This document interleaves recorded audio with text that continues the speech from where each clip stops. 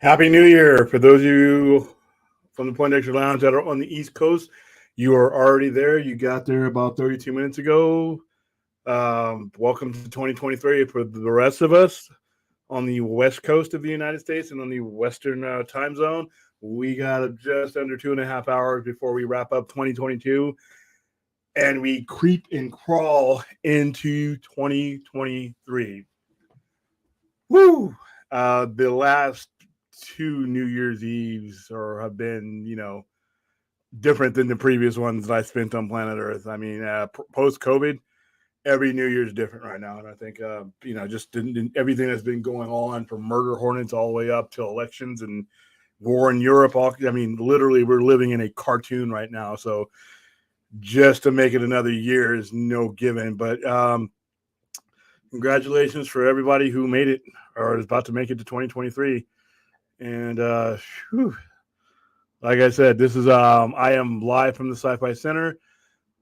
Usually, as somebody who's been in Vegas for as long as I've been in Vegas, I know better than to be anything, west of Las Vegas Boulevard this time during New Year's Eve. But in previous years, I didn't have a show that went overnight, and I had a lot of stuff going on today. So this is why the show is taking place from here. I'm on the other side of the DMZ right now. So what happens is every New Year's Eve at 6:30, the entire Las Vegas Strip and some of the surrounding areas are shut down. So if you're on the east side, it's hard to get from east to west because you're losing those major arteries. After the ball drops, they go ahead and they open things back up. But so like right after midnight, I'll probably get out of here. But what I will do is once Thade and them get here, if he is able to make it today, they were watching Spartacus. But I'm going to turn the show there, and I'm going to go through my phone, and I'm going to step out. The Sci-Fi Center is located uniquely to where you can see both ends of the strip. So I'm going to go out and walk out, and we're going to, as the ball drops, we're going to see the fireworks show that they put on here is like none other I've seen. I've been all over the world and seen New Year's Eve fireworks. The ones they put millions and millions of dollars into the fireworks display here, and it's all on top of the hotels. And where we're positioned, I don't know if I've shown you guys this picture before, but I can see the stratosphere from my front door. But when I walk around the upper deck of the plaza, I can see all of Las Vegas Boulevard, and I'm going to show you guys that at midnight. So as usual, I am here to not only shepherd you from Saturday to Sunday, but literally from one year to the next. I am here to bring you across the bridge from 2022 into what I hope to be a splendid 2023. Let's go ahead and say hi to the chat because I know I've gone a little bit long. James Gunn is pushing 60. I think he has the energy to be running a 10-year DC plan. Do you think he'll want his contract renewed after the 4 years? It all depends on what's going on in the 4 years. I mean, if things are going well in the 4 years, and of course, and I think all involved will want him to re-up. But if things go, like they have gone with, some of these things taking traction, it all depends on if the shareholders are like, you know what, we like where this is going. You got more time. Hopefully, if he does embark on this, what he does takes hold a little bit faster than a lot of these other ones have done. Like I said, it takes years for people to make that connection and, to loosen their grip on their versions of these characters to be able to accept anybody's new version, no matter who it is and how well it's done. So hopefully that for him that happens within the 4 years. If not, I hope the people that are putting down the money can at least see that, hey, this may be going somewhere. Let's stick in it for the long term. So it may not have to do much to do with his age and his energy because I didn't realize. I mean, he's 57 years old, 56, 57. He's in great conditions. Got a hot wife. I mean, he's got everything going for him. No stress. Yeah, he has stress running DC films. Not like the kind of stress that like an everyman would deal with, trying to pay bills and raise a bunch of kids and stuff like that. So I wish him well in that regard. Wishing you a great 23 too as well, Hal Jordan.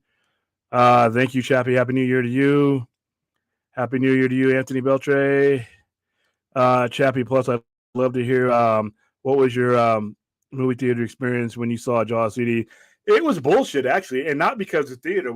I was in LA at the time, Southern California. That's where I'm from. That's where I grew up, and we always went to the movies. That's one thing that the Powell family did.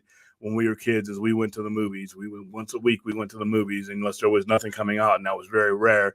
And this time it happened to be Jaws 3. Jaws 3 is the worst 3D movie ever made.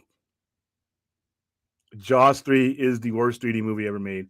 And keep in mind, Jaws 3, if I can recall, came out either a year later or in the same year as Friday the 13th Part 3 in 3D, which is one of the best horror movies made, period. And it's one of the best 3D movies. Those two movies were released in a year of each other. And if you watch them, you can't even tell they're from the same planet. The story was stupid. But the 3D, I mean, you can have a crappy story. If it's a 3D movie, you're going to see stuff pop out. And there was other 3D movies of the era. Parasite was another 1980s movie where they made, sure, you could go on TV. I remember Elvira did House of Wax with Vincent Price, and you could go to 7-Eleven and get the 3D glasses. And if you ever Google 3D TV by Elvira, it's the most hilarious video she made to promo it. Even that was better than Jaws 3. So the theater experience was okay. It was just another movie we went to go see, but quality-wise, Jaws 3 is the worst 3D movie ever made. One of the worst movies ever made. It's basically like Mystery Science 3000 level. All right. Happy New Year to you, Press. Happy New Year to you, Andrew Casali. William, going to live, going live from a Vegas strip club. Is there a strip club called Shazam? How you know what? I liked you more before you started cracking jokes. No, I don't have to, like I said, you're right. I don't leave the center very often unless it's to go home. And I don't have to. Like I said, this is one of the coolest places about my location. It is right in the middle of Las Vegas. The north end of the strip is here. The south end is right here. I'm in the middle of all of it. And that's where most of my revenue comes from. 73% of my revenue comes from tourists. So, and this is why. You'll see why when I go outside and we go live.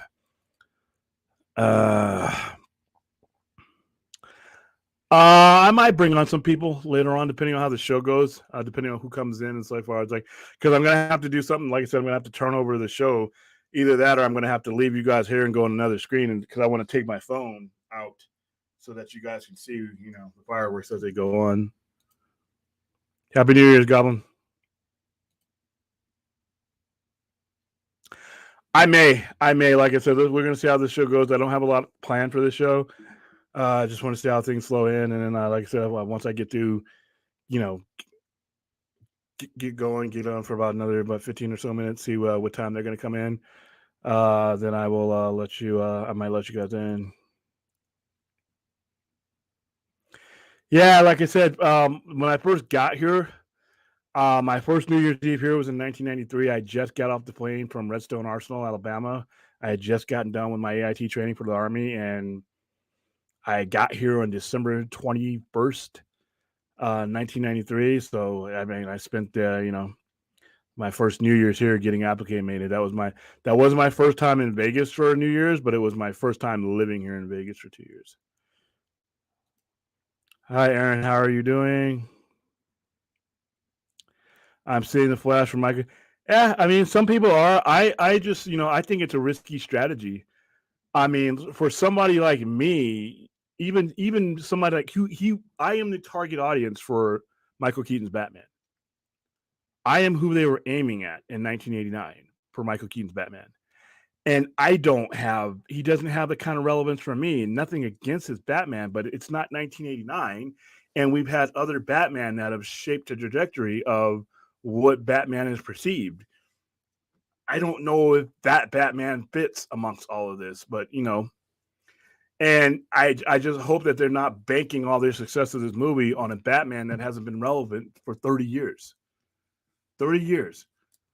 All right. If you're a millennial, you were either a toddler.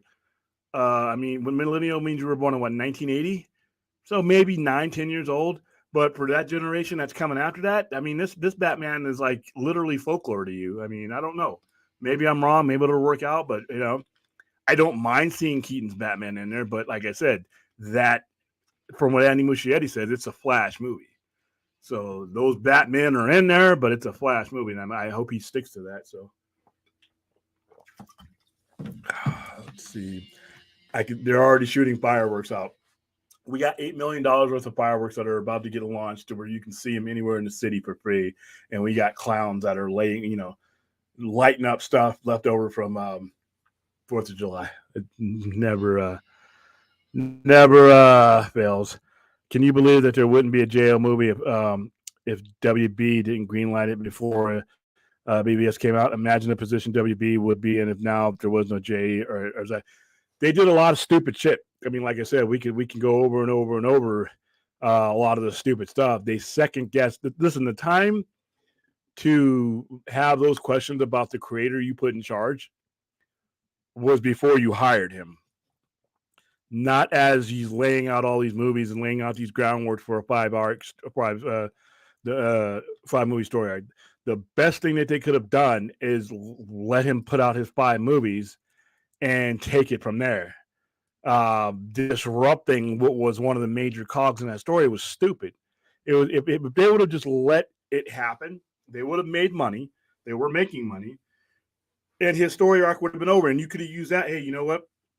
I remember when you guys we talked to you, Zach. You had a 5-movie arc. There's your 5th movie, and they could have taken it from there. And I don't think anybody would have had an issue.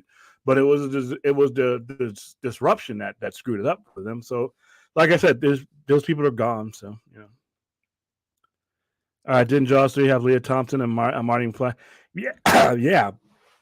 Unfortunately, it had a whole bunch of other stupid shit in it, like a plastic-looking shark, a shark that's way too big to be a great yark or great white.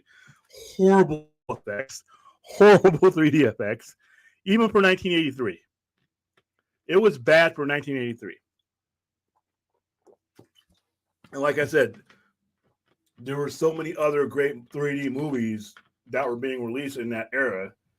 Like I said, watch Friday the 13th Part 3 in 3D side by side with Jaws 3 in 3D. It's embarrassing that one of those movies exists, taking the Jaws name and just basically turning it into a Muppet show. It was horrible. Ooh. How you doing, Michelle? How's the baby coming along? JL was supposed to be 2 parts originally. Yeah, parts 2 and 3. Yep. Happy New Year's, Anchorman. Jar CD is definitely a guilty pleasure, but that shot with the shark pop up always looks well. And the one where he's headed towards you when he breaks through the glass, and it's so horrible, and then he just stops. The shark, and when you're watching it in the theater, he not only stops, he just stops and it just sits there, and we're like, that wasn't scary. It was loud. We booed. I remember people booing Jaws 3 in 3D. It was just an absolutely abysmal movie. And like I said, it gets worse with time. Every time I think about that movie, it gets worse. All right, Darth Lunga probably set this New Year's. Am I missing something there? I do fear that they're going to give us a cheap Superman in a JL movie. It would be in their benefit not to do so. Superman is a character that comes with high expectations. You cannot go low with Superman. You don't see the thing about it is people think you can do a low budget Superman. You don't just that option's not on the table for you. You can do it, but you'll pay the price one way or another. You're either going to pay the price to do it right, or you're going to pay the price and embarrassment when people see it, and they compare it to all these other superhero movies that are being made, including ones that DC has made. It's just not going to fly. So I would encourage them not to go the pick and save route when it comes to Superman. Hold on, I got a possible guest that's looking in. No, I'm still waiting for them. Okay, so yeah, no, a cheap Superman and a cheap that leads us to another reboot and another DC head. That's what'll happen there? All right, no problem, man. You're the best too. Even though you've been cheating on me, I mean, Enosh threw your bone, and you just forgot about old William. How you doing, Keely Chow? Just trying to salvage what's left of 2022 and realizing that as weird a year as it's been, I made it through this year relatively unscathed. I mean, a year ago, I didn't have any of this. I mean, I was watching Poindexter Lounge, but I don't believe I was actively engaged in the shows as much as I was. I definitely didn't have my own show at this point. Um, that literally changed the way I'm spending New Year's Eve. I did not want to do New Year's Eve, you know, just at the house, which is where I'm usually at because it's cold out here. I'm not a cold weather bird. Um, the fireworks in general, as someone who's been around things that exploding at one time, it kind of makes you like go like this, even though, like if I hear something that sounds like a gun, I legit hit the ground. On instinct, I hit the ground. People, I've done it. I've been in the store with customers. Some idiot will crack off a couple of M80s. I'm on the ground because that's the instinct. It's like you don't think of where it's coming from. You don't know where it's coming from. Just get to the ground. And if you're near me, I just pull you down. So when they do these fireworks, I'm usually like, oh, I just, I put on my headphones and and watch TV or watch a marathon. But this year was a little bit different. This year I felt like being a tourist, and I thought it would be kind of cool this year to literally be able to take the phone and the camera and walk around as these fireworks are going on. I mean, for those of you who've been in Vegas for New Year's Eve, is really cool. Like I said, and I live in a place where I can stand up on my roof and watch it, but that wouldn't have been fun. So yeah, this year, 2022, like I said, a lot of weird shit happened, but a lot of really cool things happened, and we're still here in good health. So I'm okay with 2023 coming on. Hope it's better. Huntsville, Alabama. Hold on, wait. Who's from Huntsville, Alabama?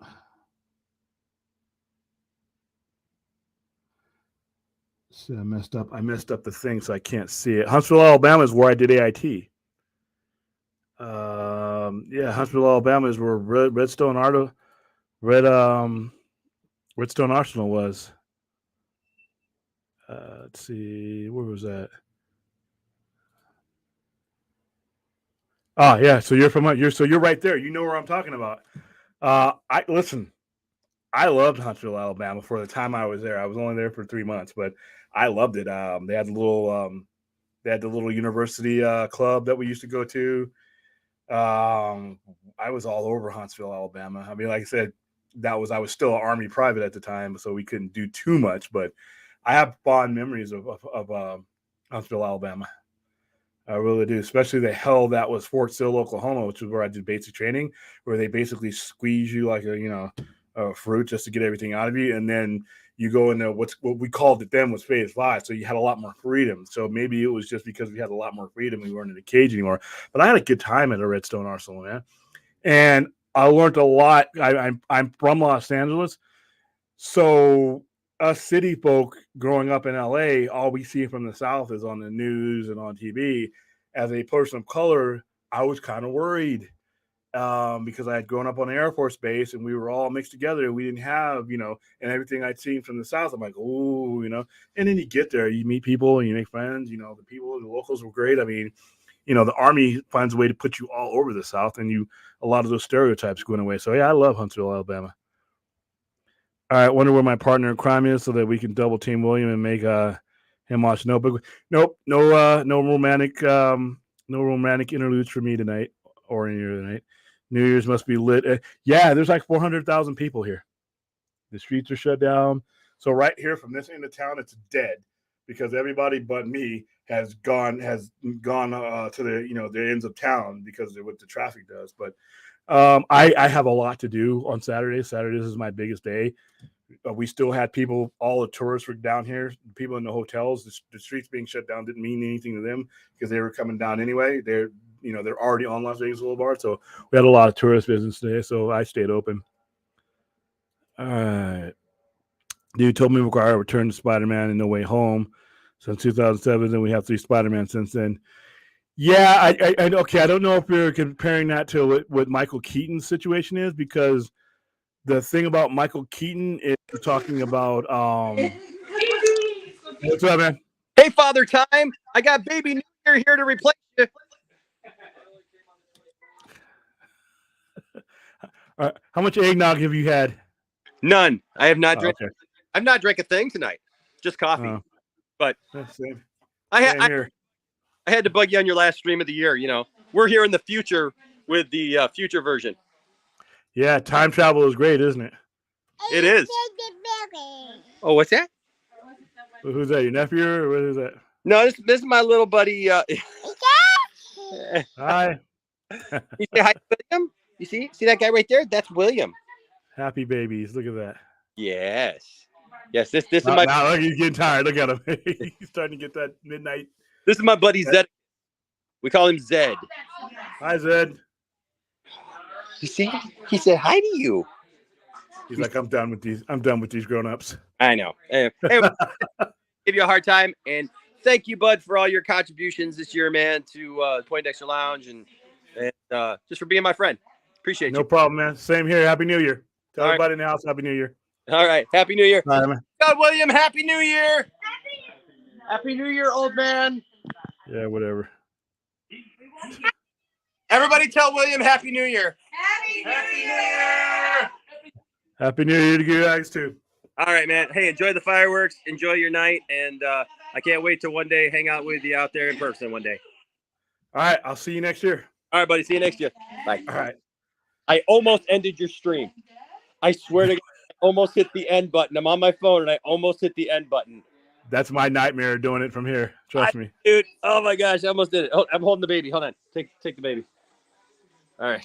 Just want to make sure I do this right. All right, guys. See you later. All right. All right, just making sure he didn't end us there. Okay, so back to your question there. To Tom McGrath, yeah, we're all of those. If you go from the last 20 years, we're talking 20 years that all of those Spider-Man took place. We're literally talking 30 some odd years since Michael Keaton's Batman's been seen. I mean, there's a chance that if you're of a certain age, you saw all of those recently within your adult and childhood. I don't think it's going to be the same for Michael Keaton, but who knows? I could be wrong. Ask good and pray for you and family. Okay, you guys are from the north there. How you doing, Daniel Martin? Happy New Year. Just rolling through these. Dune. Which sci-fi movie am I anticipating most? Is Dune. I just have a feeling Dune's going to be the best movie of the year. If it's anything like the original, I hate Dune as an IP, as a property. I think it's boring. I think it's long. I think it's over descriptive. I just think it's everything that could put me to sleep. Yet somehow, some way, Denis Villeneuve turned that, which had bored me most of my life, into something I was gripping. It was a beautiful movie. The scenery, I've never seen scenery like that before. The sound, if you saw it in IMAX or if you saw it with the Dolby Surround, the way the engine, it shook the theater. The score was great. I mean, like I said, everything. If it hadn't been a Denis Villeneuve movie, I wouldn't have even seen it, to be honest with you, because Dune, just thought of Dune puts me to sleep, but not this time. So he's done wonders with that movie. I thought he should have at least been nominated for that one. I think he'll get, like I said, if it keeps, it's hard to tell in the future because we got almost a year before it comes out. But if it's going on the same road as the first one did, that's going to be one of the best movies in a long time. After that, science fiction wise, there's really not much science fiction wise. I mean, we've got the pop culture stuff. I am looking forward. The only Marvel movie I'm looking forward to is Ant-Man Quantumania. Not because I enjoyed that. I was over the top with Ant-Man 1 and 2, but because I loved Kang. Growing up in an early comic collector, Kang, Immortus, the Scarlet Centurion, Ramatut, all these characters were Immortus. All these characters were intriguing because they were all the same guy, and he would be fighting these battles. These heroes would be fighting this guy at different points in his life, and vice versa.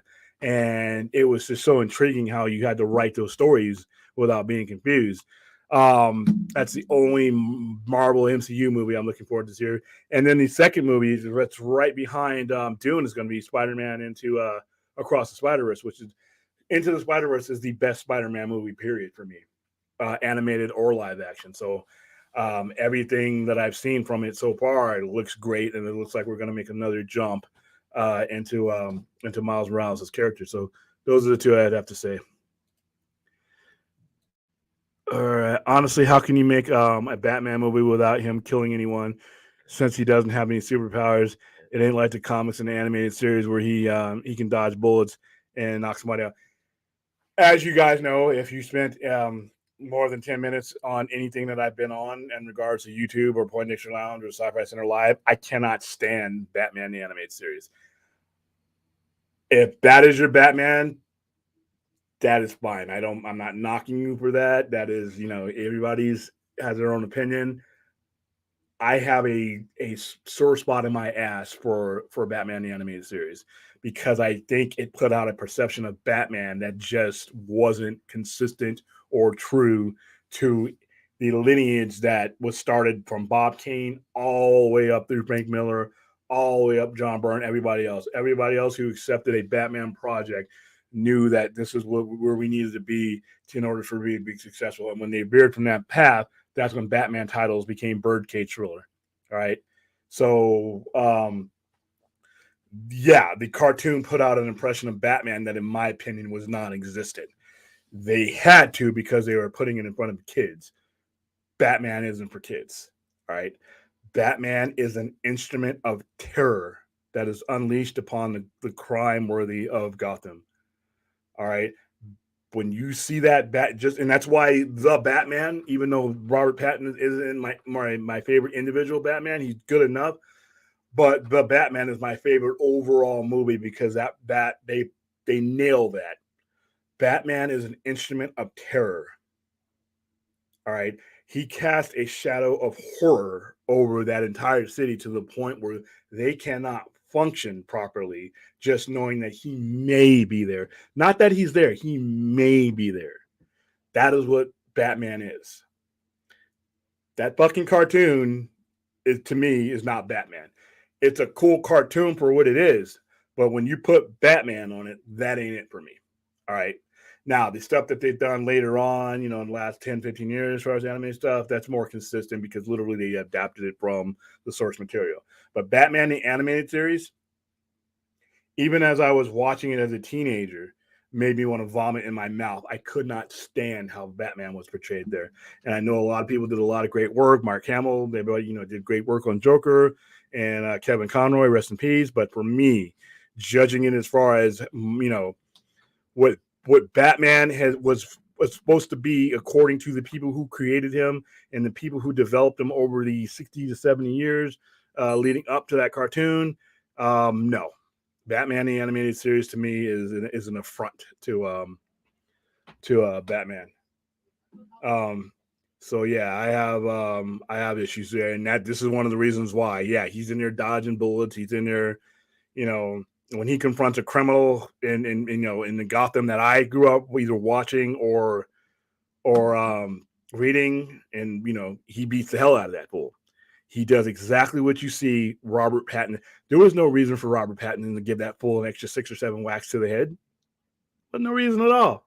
But he just did because that's who Batman is. And when he makes that statement that I can't be everywhere, but they don't know where I am. That's that terror that he casts. And at no point in time in that cheesy ass series that I feel the terror and the horror that Batman unleashes upon the city, whether he's standing and around the corner or whether he's in his mansion. When that sun goes down and that sign goes up, you saw how those criminals reacted. The animated series was for kids. You just couldn't do it. There was just too many limitations for a kids show. No matter how advanced and upper tier kids show it was still a kids show. It wasn't the Batman that was in the comics. It wasn't the Batman that you saw in the Batman. It wasn't the Batman that you saw Ben Affleck play. And like I said, everybody has their different interpretations of Batman, but there's always been one consistent thing. Everybody who can add things to it and make their own way, interpretation to it, but they all stuck to the spirit of Batman. And to me, Batman the animated series is not the spirit of Batman. It's a cool show, cool cartoon, but when you slap Batman on it, that's where you lose me. I know I'm probably going to catch a lot of hell for that. I don't care. Yeah, Vegas is pretty crazy. Like I said, pretty tame where I'm at right now. Hold on for a second.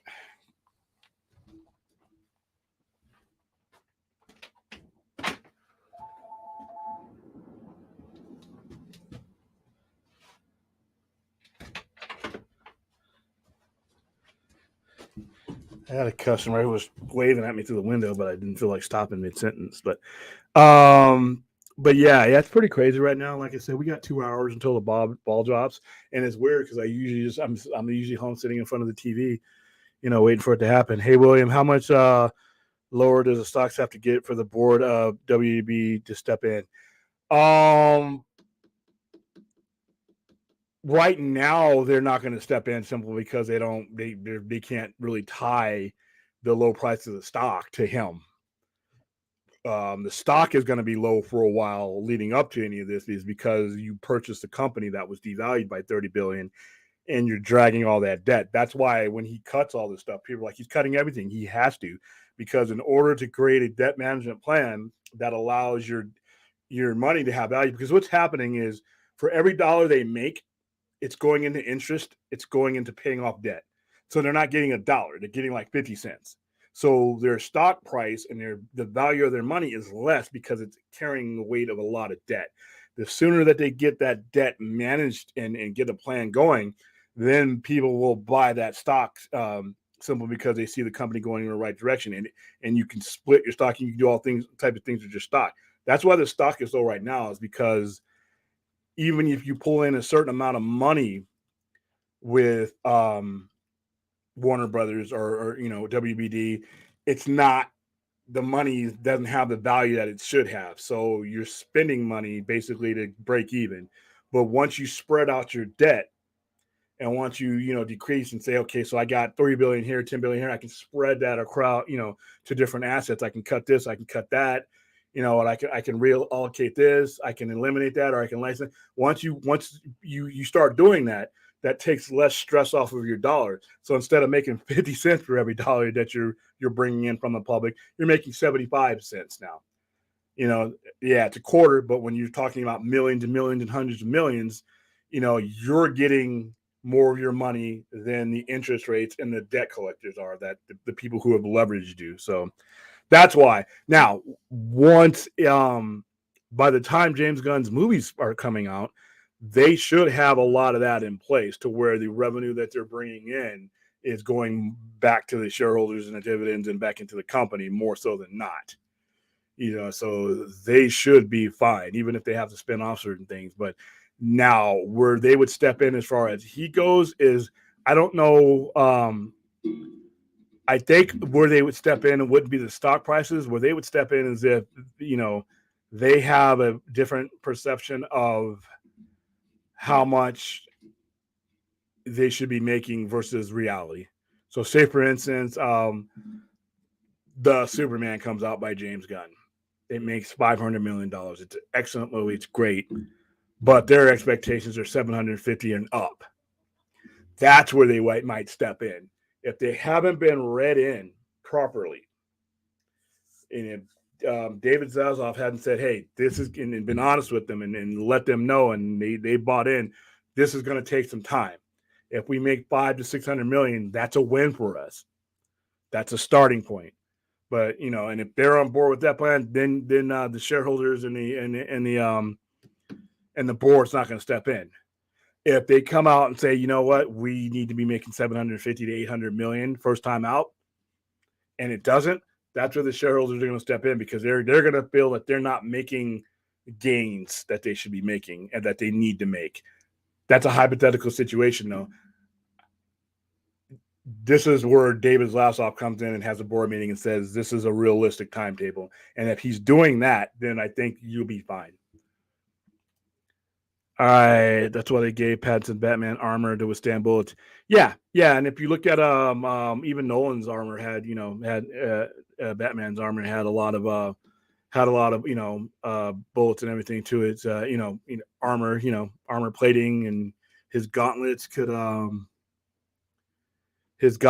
take out a lot of things. And like I said, all he really but the brutality that Pattinson's Batman, and the brutality of that city and the look and feel of that city, that was the Gotham City that I as a comic book collector, identified with more than any other Batman movie. And like I said, that opening scene, the opening narrative of Batman, the Batman, is what Batman is supposed to be. All right, especially when he's solo. When he's solo and he's dealing with his own issues and he's not bouncing those issues off of other people, that's what Batman is supposed to be. All right, not some goofy cartoon, And I know a lot of people, that's my childhood Batman. Therein lies the problem. There's no such thing for me as a childhood Batman. There's Batman. All right. And Batman and X-Men are things that you do not pare down for kids. You wait until you are mentally able to accept what's going on with X-Men and Batman. Then you join us big boys. But you don't take something that is brutal, dark, gritty, and the stuff of nightmares and turn it into a kid's show. All right. That's like a G-rated slasher movie. I have no use for it. All right. So, all right. Cameos in the Flash or icing on the cake. I just want to see the first live action version. Yeah. I mean, like I said, it's going to be weird. It's weird now because with everything going on. But you know what? Come June, who knows what kind of excitement will be. Tony, Chappie, I don't know about you, but I'm sick and tired of these grifters saying that every movie and TV show is wokeness, and at this point, the word means absolutely nothing anymore. It is just a buzzword, and it's generally used by people who, like I said, have never had to face things that people are bringing to the surface. Social issues that never had to deal with them. For the most part, when somebody bashes wokeism, it's generally somebody who will never feel the heat of what that person is bringing to the surface. Whether it be gender, race issues, anything else, it's generally, hit at. Not entirely, but for the most part, it's you take a look and listen who's making the complaints about it. It's somebody who never had to fight their way to the surface to make these issues known. So, and it shows a callous disregard for what other people are going. You're not the only ones living in the country. So yeah, so and it's been used as a trigger word. It's been used to basically trying to undermine any legitimate point. Now, yeah, is there sometimes where people go too far with it? Yeah, but for the most part, it balances out because for a lot of times, issues that are woke or issues that were swept under the table because the people running the show didn't ever have to relate to them. So that's what wokeism is for me. Jeez, man, New Year's Eve, 1919, man, good times, William. You remember that? Another old joke, eh? But yet Enosh, she's less than 2 years younger than me, gets a pass. That's fine. That's fine. Yeah, every version of Batman has killed people. That includes Pattinson, by the way. Pattinson's beating that guy with gauntlets that can stop bullets. Do you think he's okay? How many, like Enosh brings up, how many people died during that damn that car chase? So Penguin should be dead. There's not a lot of people who are implicitly, are announced dead in the Batman, but Penguin's dead, man. Penguin rolls over and lands on that shitty car. Penguin's dead. At the least, he's in a coma. The very first dude he beats has got brain damage because he's not letting up. He's hitting him as hard as he can. All right, and like I said, and Tim Burton's Batman, people getting bombs dropped down their doors and blowing up. Everybody in the Ace chemical factory is dead. None of those guys got out. And like I said, you go back to even Superman. Superman murders, between him and Lois, they murder. So he goes down. She doesn't get back up. You think they're just lying down there waiting for somebody to come get him? No.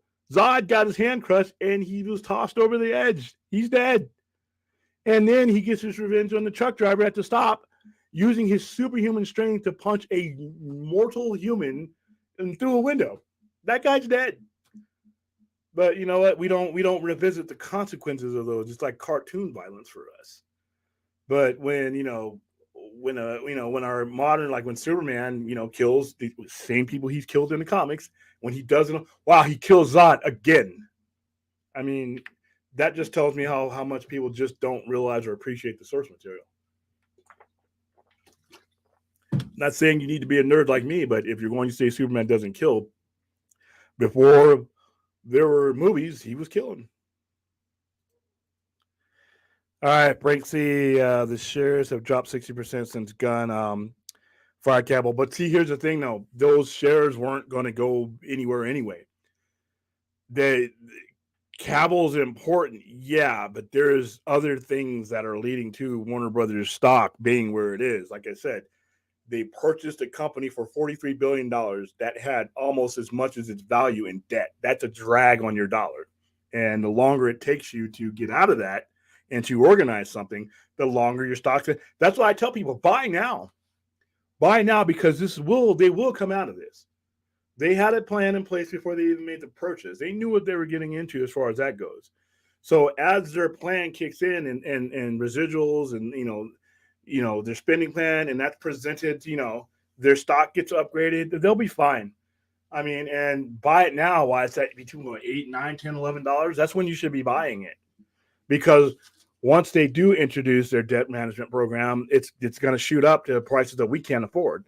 So if you're a little guy right now who doesn't have a lot of money to purchase stock right now, this is a company that you would want to buy right now. The stock is new because WBD stock is brand new and it's low, but it's not going to stay that way. So I encourage people. I'm not a stockbroker, but I mean, it's a major studio, and it's the right time.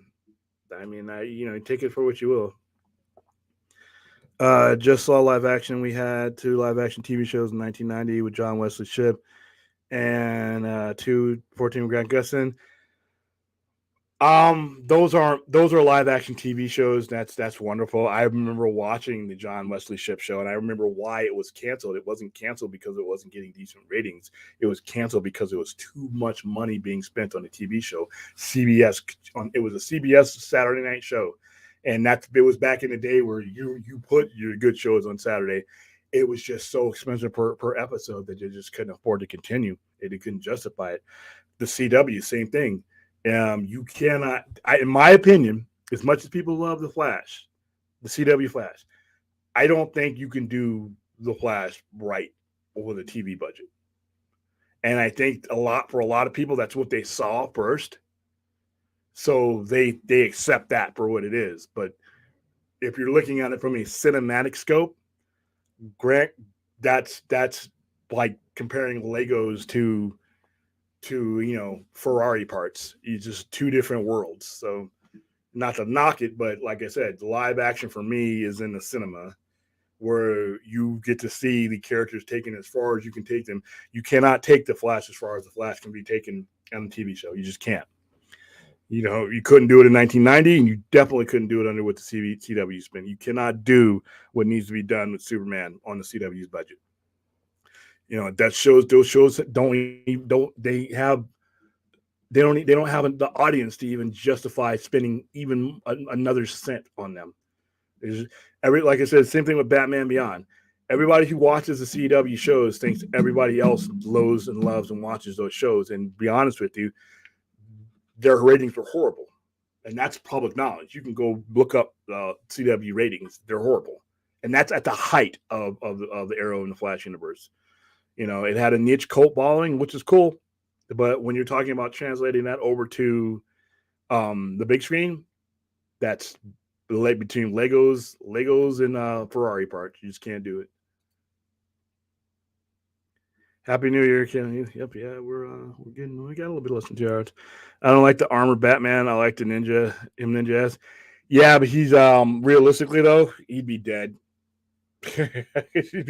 He's getting shot at point blank a lot of times, even in the comics, and you couldn't do that without armor. Hell, with armor, it's tough. Daniel Martin. Hard rebooting is going to squander so much precious time. Hard rebooting is going to squander so much precious time. DC just needs to concentrate on making one good movie at a time and forget about the MCU. That's what Snyder was doing. and he had a bunch of armchair critics that turns out didn't know shit, and dumb people listened to those people, and we ended up going off the rails, and now here we are again. So yeah, I agree with you. All right, Jacob McKenzie, William, I found it weird that James Gunn turned down Superman 3 years ago, but Toby probably wouldn't start Henry Cavill. He's going to doing the Superman movie 3 years later. He's doing it. The difference between 3 years ago, he wasn't running DC Studios. He wouldn't have had nearly the control over the character and the control over the entire universe narrative then as he is now, and he would be doing it under bad management. So I would have turned that job down too. Jacob McKenzie, I just hope the new Superman movie. Yeah, I hope so. Like I said, we got a while till we see it. Happy New Year to you too. And William, wasn't your dad pissed off when you guys left the theater? Yeah, because we had seen we had gone to the movies and seen all these other kick-ass, top of the line, 3D movies, and the one that an iconic character like Jaws with a big budget that they got, where'd they spend the money? On what? On water? I mean, and it was a horrible movie. And like I said, there's dolphins in the water. I know the orca was in the cage, but you know what? If you're working at SeaWorld and you know aquatic wildlife and marine life, and you got a great white in your neighborhood, and you got orca, why don't we open the cage? Let them take care of them. You got 2 dolphins. Dolphins are known for being able to kill great whites. Dolphins can outmaneuver, outthink, and outrun any great white. And once they outmaneuver them, they ram them on the side. And once a shark stops moving, it's hard for them to breathe. That's how they get their, once a shark starts, his circulatory and respiratory system starts to fail. A couple of broken ribs, he would have bled out. Dolphins could have been hitting him like a missile, and there wouldn't have been anything that shark could do. Yeah, here's the dolphins saving the humans. Dolphins would have been like, let's fuck around with the shark. And they would have toyed with him. Because as fast as a great white is, a dolphin is literally designed for speed, and they're smarter. But like I said, just let the orca out. That ends the movie. You lift that cage and let that killer whale out, that shark can smell that shit, and he's like, oh, I'm gone. And by that time, be quite honest with you, it's too late because an orca can swim 3 times the speed of a great white shark. And they kill sharks. So, yeah. Well, maybe not that giant shark that they had in there. That's the whole thing. It just was ridiculous. And like I said, an old man was just like I said, the old man's a cheapskate like me. He's spending money for a family to go to a movies, and we got, we just hated having low quality. And that was low quality. And you got to realize he grew up. My dad grew up. Needn't grew up, but he was, I think I was 1. So he was at a movie going age when Jaws first came out. When Jaws first came out, he saw Jaws in the movies. So you're following up an iconic franchise, part of his young adulthood with that crap. So yeah, he was pretty angry. Problem is, I'm going to compare the new Superman movie to Man of Steel, and it better look better. Yeah, and it's going to be even harder for them because not only are you replacing a beloved actor, you're doing a Superman while that actor is still capable of playing Superman. So people are going to hold your beat to the fire. So yeah, it's putting pressure on him, and he's got to have to succeed. So, hey, did you like the 1990 Flash with John Wayne? Yeah, I did like it. Like I said, and it sucked for me as how old was I? I was 16 when that show first came on, and I really enjoyed that show. But like I said, once I realized how much they were, as I grew older and I realized why the show was canceled, I'm like, wow, that show was really expensive for that era. 1990, they're just the effects he had, and they were cool effects for 1990, but they were top of the line. They were expensive, and you just weren't going to be able to justify that. They were spending near movie budget type money on a show when you weren't pulling movie ad revenue in 1990 with CBS. You just weren't, unless it was football or college basketball or a prime time show that had been on years. You could do that, but not with a superhero show. like I said, I am alive and well and in good health. So,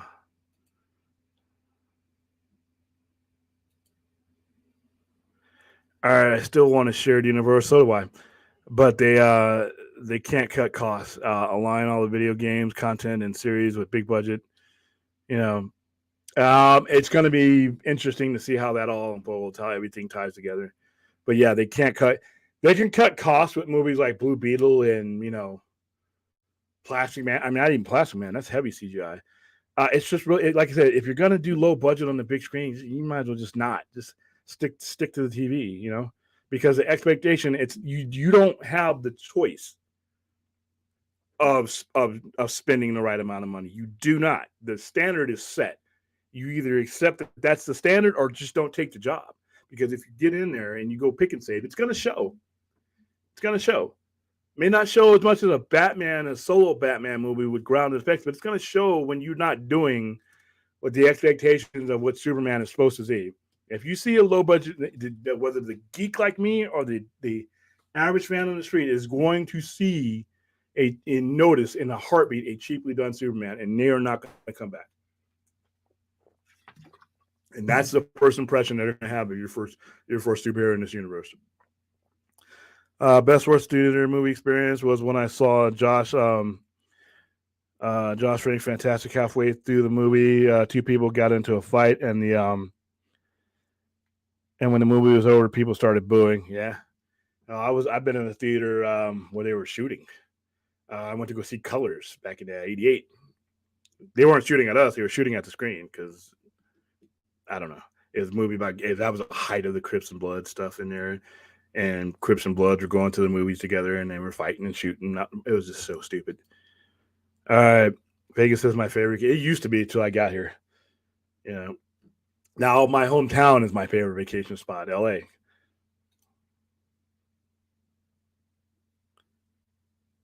All right, let's see. Very funny. Like I said, Enosh and me literally would have been in high school together. Don't let Enosh fool you. He's not somebody popping up one of them cheap fireworks. They'll be doing that till 5, 6 o'clock in the morning, by the way. All right, we got a jokester here. Yeah.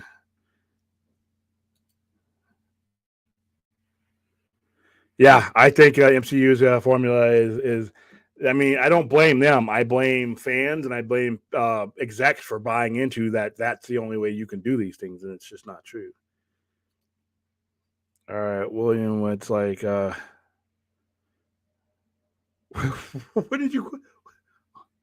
is this coming from?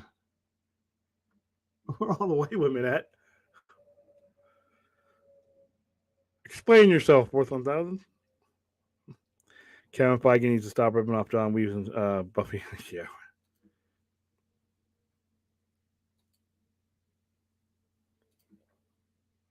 All right, so we're just getting through here. Let's see. I guess Spartacus must be really good. They are definitely into that one.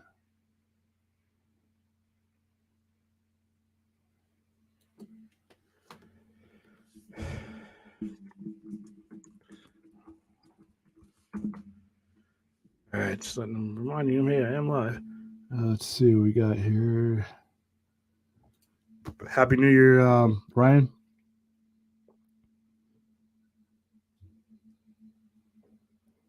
Let's see.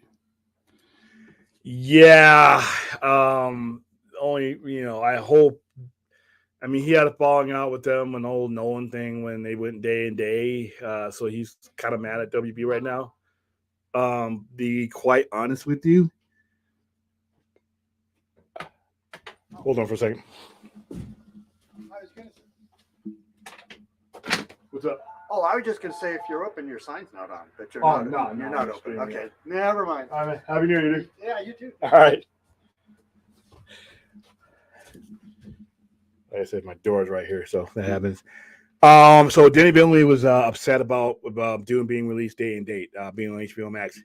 I agreed with Warner Brothers in that respect because as much as I ended up loving Dune, there's a good chance that if you didn't get to see it on HBO Max, you probably weren't going to, there's a lot of people that just wouldn't have seen it. There's a lot of people that would not give that IP a chance in hell, and they weren't going to drop money to go see it. And I would have rather had the people at home giving it a chance because they have it on their HBO Max than not seeing it at all. Because once you saw it, you were drawn in. And as far as your cinematic experience goes, you know what? The people who really, really, really wanted to see Dune on the big screen saw Dune on the big screen. It's those add-on people that you would have lost out on their money for the Dune 2 because, once again, it was a complex IP. Not a lot of people were in on it. And there are some people I know for a fact that went to see Dune on the big screen after they saw it on HBO Max because they needed to see it on an IMAX or a big screen. So I think that getting as many eyes on Dune as possible, knowing that you're probably going to roll into a 2 and possibly a 3, was the best decision. Every director wants to see his movie on the big screen. I understand where he's coming from, but at the same time, business is business. We put Tenet on the big screen and it lost Warner Brothers $50 million, and then Christopher Nolan whined about that. So there may be some tension there. Hopefully, Dune 2 comes out and does great, and he gets his Academy and everything else, and things get smoothed over. But yeah, I would love Denny to be making movies in this universe. Yeah, which part? There's a lot of partners in crime in here. Well, like I said, you're not functioning on the high level like I am. But like I said, I love this last Dune. It was like I said, it was a stunning movie. All right, let's see. Fourth, it's not for. Yeah, like I said, Dune is not for everyone though. If you're looking for if you're looking for fast-paced science fiction, it is not. There's certain times in that movie where there's a lot going on and there's fighting going on, but then there's certain parts where it's just more cerebral, and I enjoyed it.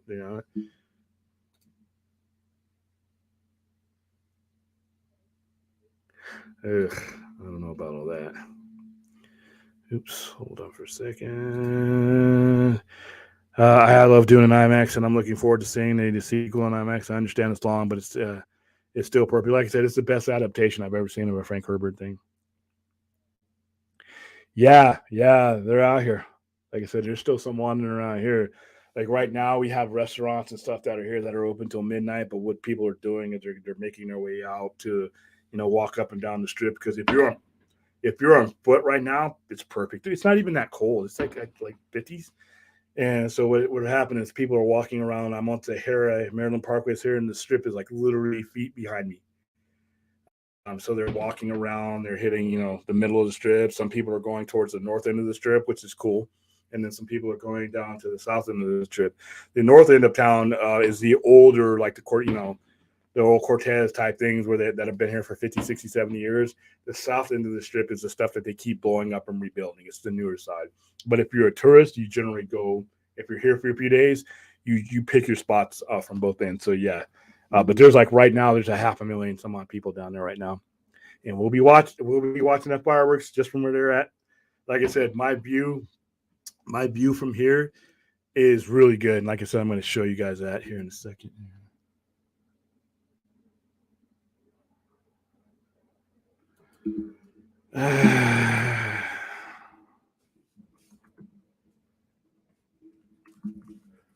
Send the link. All right. Yeah, I sent the link. All right. Having two conversations. Yeah, I mean, you got to realize the last couple of years, I mean, in 2020, we weren't able to do anything. I mean, there was not that many people at all because we were still, in the midst of COVID. There was no vaccines at that point. We were just all staying away from each other and hoping, we didn't catch it. So having 500,000 people crap that close together during flu season too wasn't the optimum thing.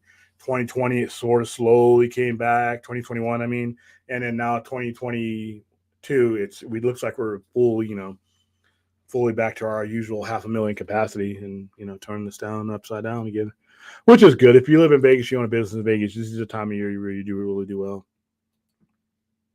All right, want to help me get William flustered? Now I'm ready for you now. People came out of Batman People can Batman anime series like zombies, no kill rule, no.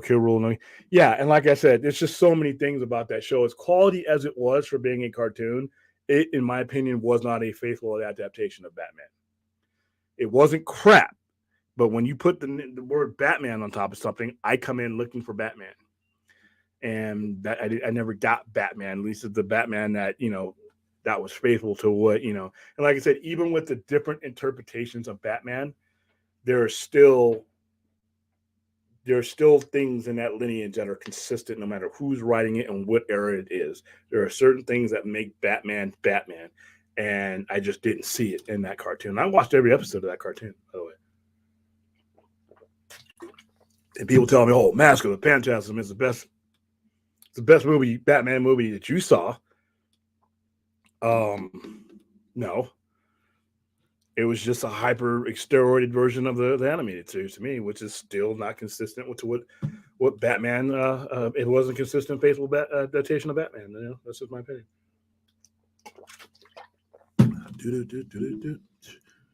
Let's see.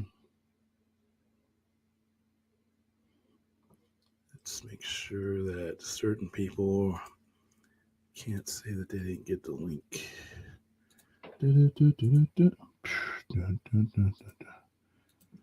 And I'll send it again. All right, so let's go up and down. All right, let's see.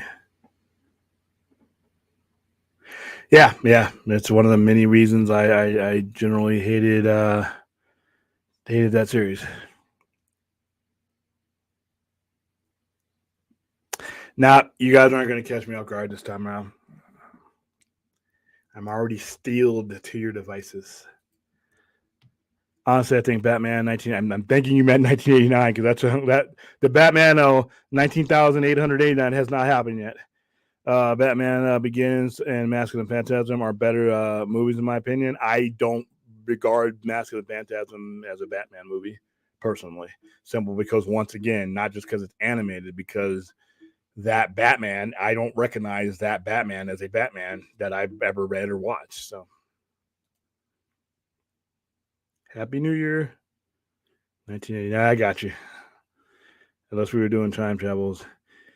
That he's in danger of being duct taped to a chair with a notebook. Nah, there's worse movies than The Notebook. Silver Linings Playbook. How about that? That's one I would rather, ugh. Factual, Mary. Batman is still human. Hey, it would be unbelievable that he takes on all this crime in Gotham when no one dies. Yeah, and even the commissioner at one point said, "Hey, do what you got to do. I'd rather, if it comes down to it, one of the perpetrators dies, or one of my, I have to go visit a wife or a father to this child, telling them that their police officer father was killed by one of them." And the commissioner's like, "Hey, you know what? It's a shit sandwich. Do what you got to do." All right, let's see.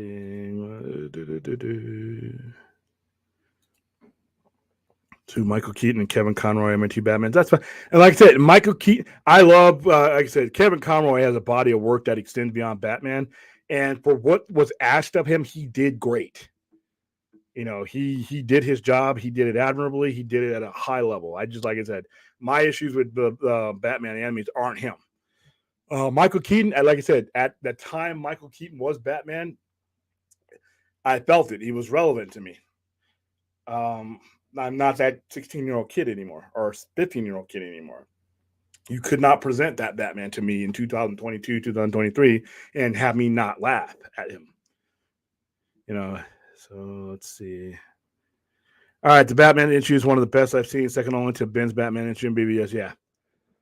Yeah, the Batman, like I said, for a guy who's a hardcore reader like myself, to see that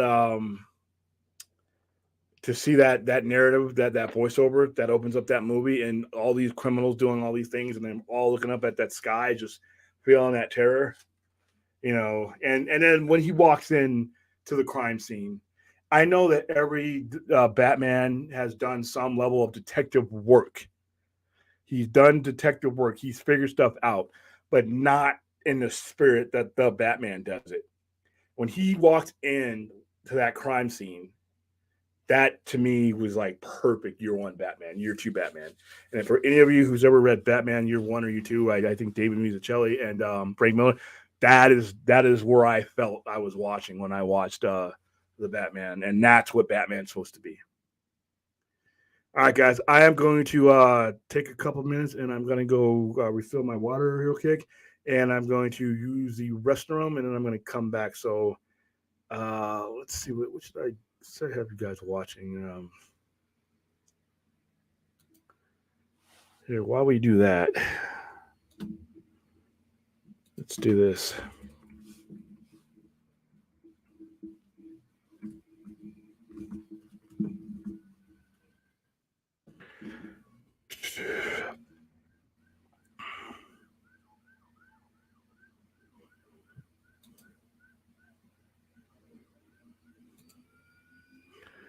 All right. I'm going to put the link to this. And remember, last week or the week before, we celebrated the finishing of Project Justice League.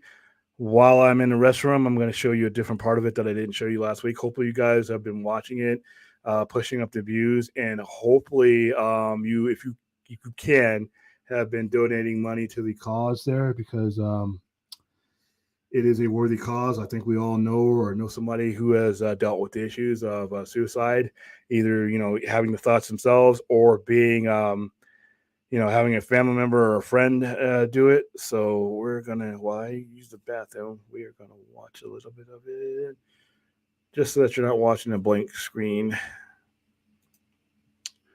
Bam. And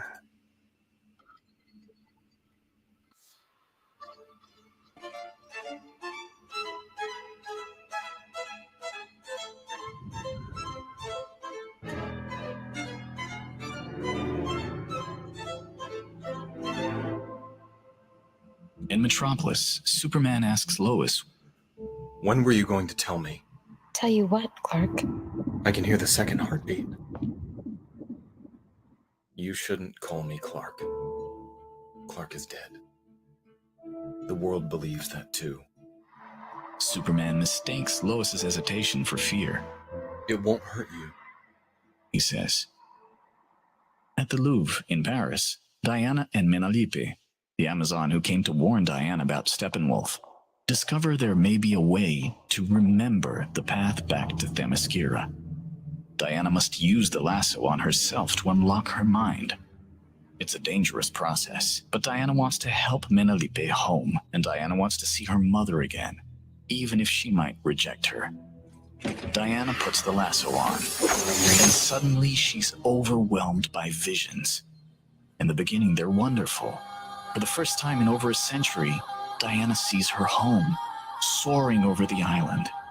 She sees the Amazons, and finally, her mother. I see it. Themyscira. Mother! But then her visions grow dark. Diana sees herself as the god of war, in a battle with Superman. As she kills him, Diana cries out. No! No! Menalippe frees Diana from the lasso. Despite the pain and confusion, Diana remembers the way home. It is done. I remember the way home. In a Central City courthouse, Barry is at a hearing. Thanks to Cyborg, Iris, and a troupe of lawyers from Wayne, the state has examined new evidence that Barry and Vic have presented and agree to reopen Henry Allen's case. Barry is elated. Thank you. Along an underwater continental shelf, Aquaman and Mera are in a violent battle with the last of the Seven Kingdoms, the Unseen. It explodes around tidal pools and active volcanic lava flows. Arthur has the Seventh King on the ground, his trident at his throat. The Seventh King tells him to kill him. I am not here to be your executioner. Join us in uniting the Seven. But the Seventh King refuses. Arthur leaves, frustrated. The last kingdom refuses to unite. In the Batcave, Cyborg upgrades the cave, even providing a female AI voice for Alfred, who has become a father figure of sorts. Looking at the empty cave around them, "Why is he never home?" Alfred solemnly replies, "Because Master Stone, then he'd have to face himself. Batman moves deep into the Canadian wilderness, doing second, following up on a lead that Lex may have been sighted in one of the remote towns. He fights his way through a secret location only to discover not Lex Luthor hiding out, but the Riddler. Awake for days, maybe weeks, Riddler has a long, unkempt beard, his fingers dirty, his rantings written across.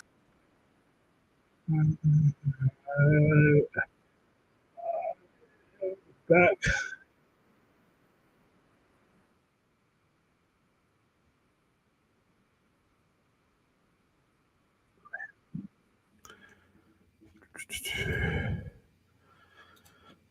All right, I'm back. All right. We are 1 hour and 18 minutes away from 2023. So I'm just going to continue to go through. Where am I at here? Let's see. It's going down. William, we grew up with different style of Batman. If you don't like the Batman animated series, it's fine. We all love Batman. That's a fair point, and that's a point I always, even though I like to poke fun at the Batman animated series, and I give you my reasons why I don't like it, I will approach it the same way as I do Star Trek. Some of you guys have come into watching Star Trek through Lower Decks. I can't sit through Lower Decks for more than 10 minutes before it drives me crazy. But if that's how you get into Star Trek, that's fine. I consider Star Trek, and same thing with Batman, as one big table with a bunch of doors that lead into the dining room. However you got there is fine with me. I mean, I came up through the source material. I came up with what I consider to be the true interpretations of Batman. If the Batman animated series, as much as I don't have any regard for it, if that's how you got here, you're here. You're at the table with me. All right. Now, first time I meet you, I'll hand you a Dark Knight Returns, trade paperback and hopefully convert you. But like I said, I have my personal reasons why I do not have as much regard for the animated series as some do. I have no regard for it. But I don't knock anybody who does. I just think it has an outsized influence on how certain Batman stories were written going forward, and they just didn't work out. And we always end up back with the true interpretation of Batman. No matter how far we went from Bob Kane's version of Batman, that is the brutal, gangster, anti-gangster, anti-corruption from the 30s and 40s. And then we went to Adam West's cheesy Batman. But then we went back to Tim Burton and Tim Burton's Batman 89. So no matter all these other deviations of Batman that are not necessarily what the faithful interpretations of them based on the source material, not just my opinion, but they always seem to come back to this. Now here we are with the Batman. All these other interpretations of Batman that are out there, we come back to the grassroots Batman. That Batman that you're watching in there is Batman from 1938, 1939. That Batman that you see in the Batman is Batman from the mid to late 80s. That Batman is Batman Year One from Frank Miller. That Batman is a Batman you could see grow into the Dark Knight. So no matter what interpretations that brought you in the Batman, for me, I'm always confident that all these things always come back to the grassroots of what Batman is. And if Batman the Animated Series is how you came in, welcome to the club. Like I said, I may not disagree with the door you came into the club in, but I'm happy to have you as part of this Batman club. So yeah, I do agree with that, Ryan. All right. And let that monster live. That's probably part of Keaton looks like a guy who does my taxes. Nope. What is it? Fourth cracking jokes in here? What did he say? I have to go back. What does fourth do? Was it the taxes joke? Because that wasn't funny, but it was. What did you do, fourth? You disrupted the chat. All right.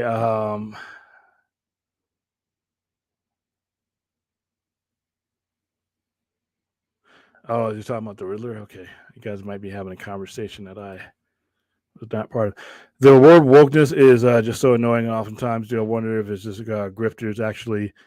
Well, a lot of it, like I said, is people who just don't and will never feel the heat of some of the things that they're saying is woke. So when it comes to race relations, I mean, if you're not of a certain demographic, you've never had, you've never, no one's ever stopped you from voting. All right, no one's ever tried to gerrymander you out of a district. Nobody has ever, most of you haven't had that talk with your kid. I mean, things like that. When it's gender issues, I mean, if you're a straight person in the United States, you don't know what a person who is of a different preference is going through, and they are included. All these lifestyles and all these genders and all these ethnicities and backgrounds are all part of the fabric of the United States. And just because we didn't hear from all those other fabrics for a certain amount of time doesn't mean that they didn't exist, and that their issues shouldn't be talked about. I mean, and if it inconveniences somebody, I mean, like I said, that's literally the reason why these things need to be talked about, because the people who are living these circumstances, whether it be gender, race, anything else, we don't get to change the channel or change the subject. It's with us. So, all right, fourth 1,000. I missed his joke. I hate when I leave and I miss his joke. I don't know about that either. I've heard about that. I've heard that rumor.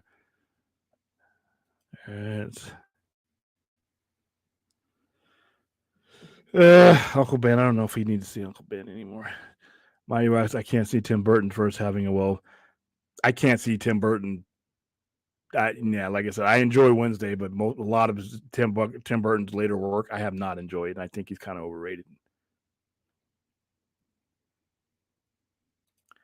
Yeah, how far behind are we? Let me go all the way down here. Oh my goodness. I'm going to start at the bottom and go up. It's a super chat from Larry Karowski. How you doing? Sweet Fancy Moses. It's 23. Time to emulate old games and catch up on Arrowverse and DCAU while DCU gets off the ground. Watch up, Point Echelon. Like I said, all that stuff is great. Video games. The Arrowverse actually started out good, but I think after the first 4 seasons of both their anchor shows, it just lost me. And like I said, I think the limitations of what they were caught up. But you know what?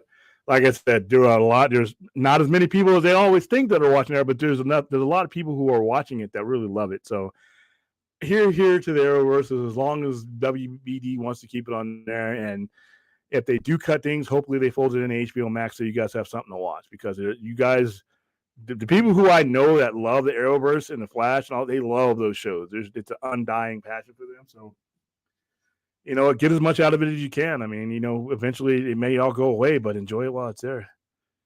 All right, Happy New Year's, fun. I hope there's not I hope this is not for a gun news DC. I want every movie to build towards something and no throwaway movies. Same here.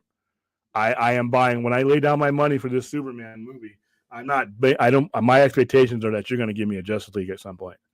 And if you don't, I'm mad. Yeah, unfortunately, DC TV just doesn't pull in the revenue, and it's a double-edged sword because it's low budget, but you can't justify a higher budget because you don't have the audience for it. And even if you did have the audience for it, it's network TV and syndicated TV, you just can't do that when you're running a multi-level conglomerate like Warner Brothers Discovery, where if you're going to spend that much money on TV, why don't you just add it? If you're not getting ad revenue, why don't I just put that on HBO Max? It just becomes a choice. All right, let's see what what's up, RJ? Oh, RJ's at the strip club getting loaded right now. I bet. Nah. Happy New Year, RJ. You're in Alabama, so you just hit it. We are at 10:51, so we have an hour and 9 minutes left in this year. The problem with Chris Reeves, let's start talking like a human. And the problem with Chris Reeves movies is that they are more cheesy romantic movies and action sci-fi movies, which is what action comics were. Well, and you also have to realize it was the 80s. I mean, the Superman movies, the Reeves movies were perfect for the time that they were released. They do not age well, though. The further I got away from the Superman movies, as you know, the 80s we turned into the 90s, turned into 2000s, 2010s, I realized where those movies sat and where they belonged. And they belonged in the time that they were released. And even though that was the first Superman I saw on a big screen, like I said, my adult me waves high to that Superman but embraces a new one.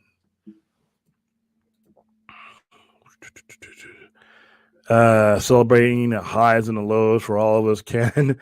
I just hope the Snyderverse is an Elseworlds or something. If it can do Elseworlds, Joker, Batman, why not? That's like I said, at this point, that's all I want. I am an easy guy to please. All I want is an ending to what you began. You put a product out there, even though you panicked because some other people bitched and moaned about it. I liked your project. A lot of us liked your product. We continue to support your product, even when you were giving us nonsense. All I want is an ending to something you began. And am I the asshole for that? No, I don't think so. All right, and I think that it would add credibility to whatever it is you're thinking about doing if you were to complete the first thing that you ever did. It's all about trust. And right now, they're embarking on this new thing. It's like we're leaving a ship that's, and to get on another ship. And, it's just like, why are we doing this? If I got to get on this other ship, don't I want to finish my trip? I mean, you need to finish what you started. The advantage, the significant advantage that Marvel does have, I don't think it's quality, it's consistency. They've built a trust bridge between them and their fans. You start a Marvel adventure, you know that adventure is going to finish. You don't have such assurances with DC right now, and that needs to change. Okie dokie.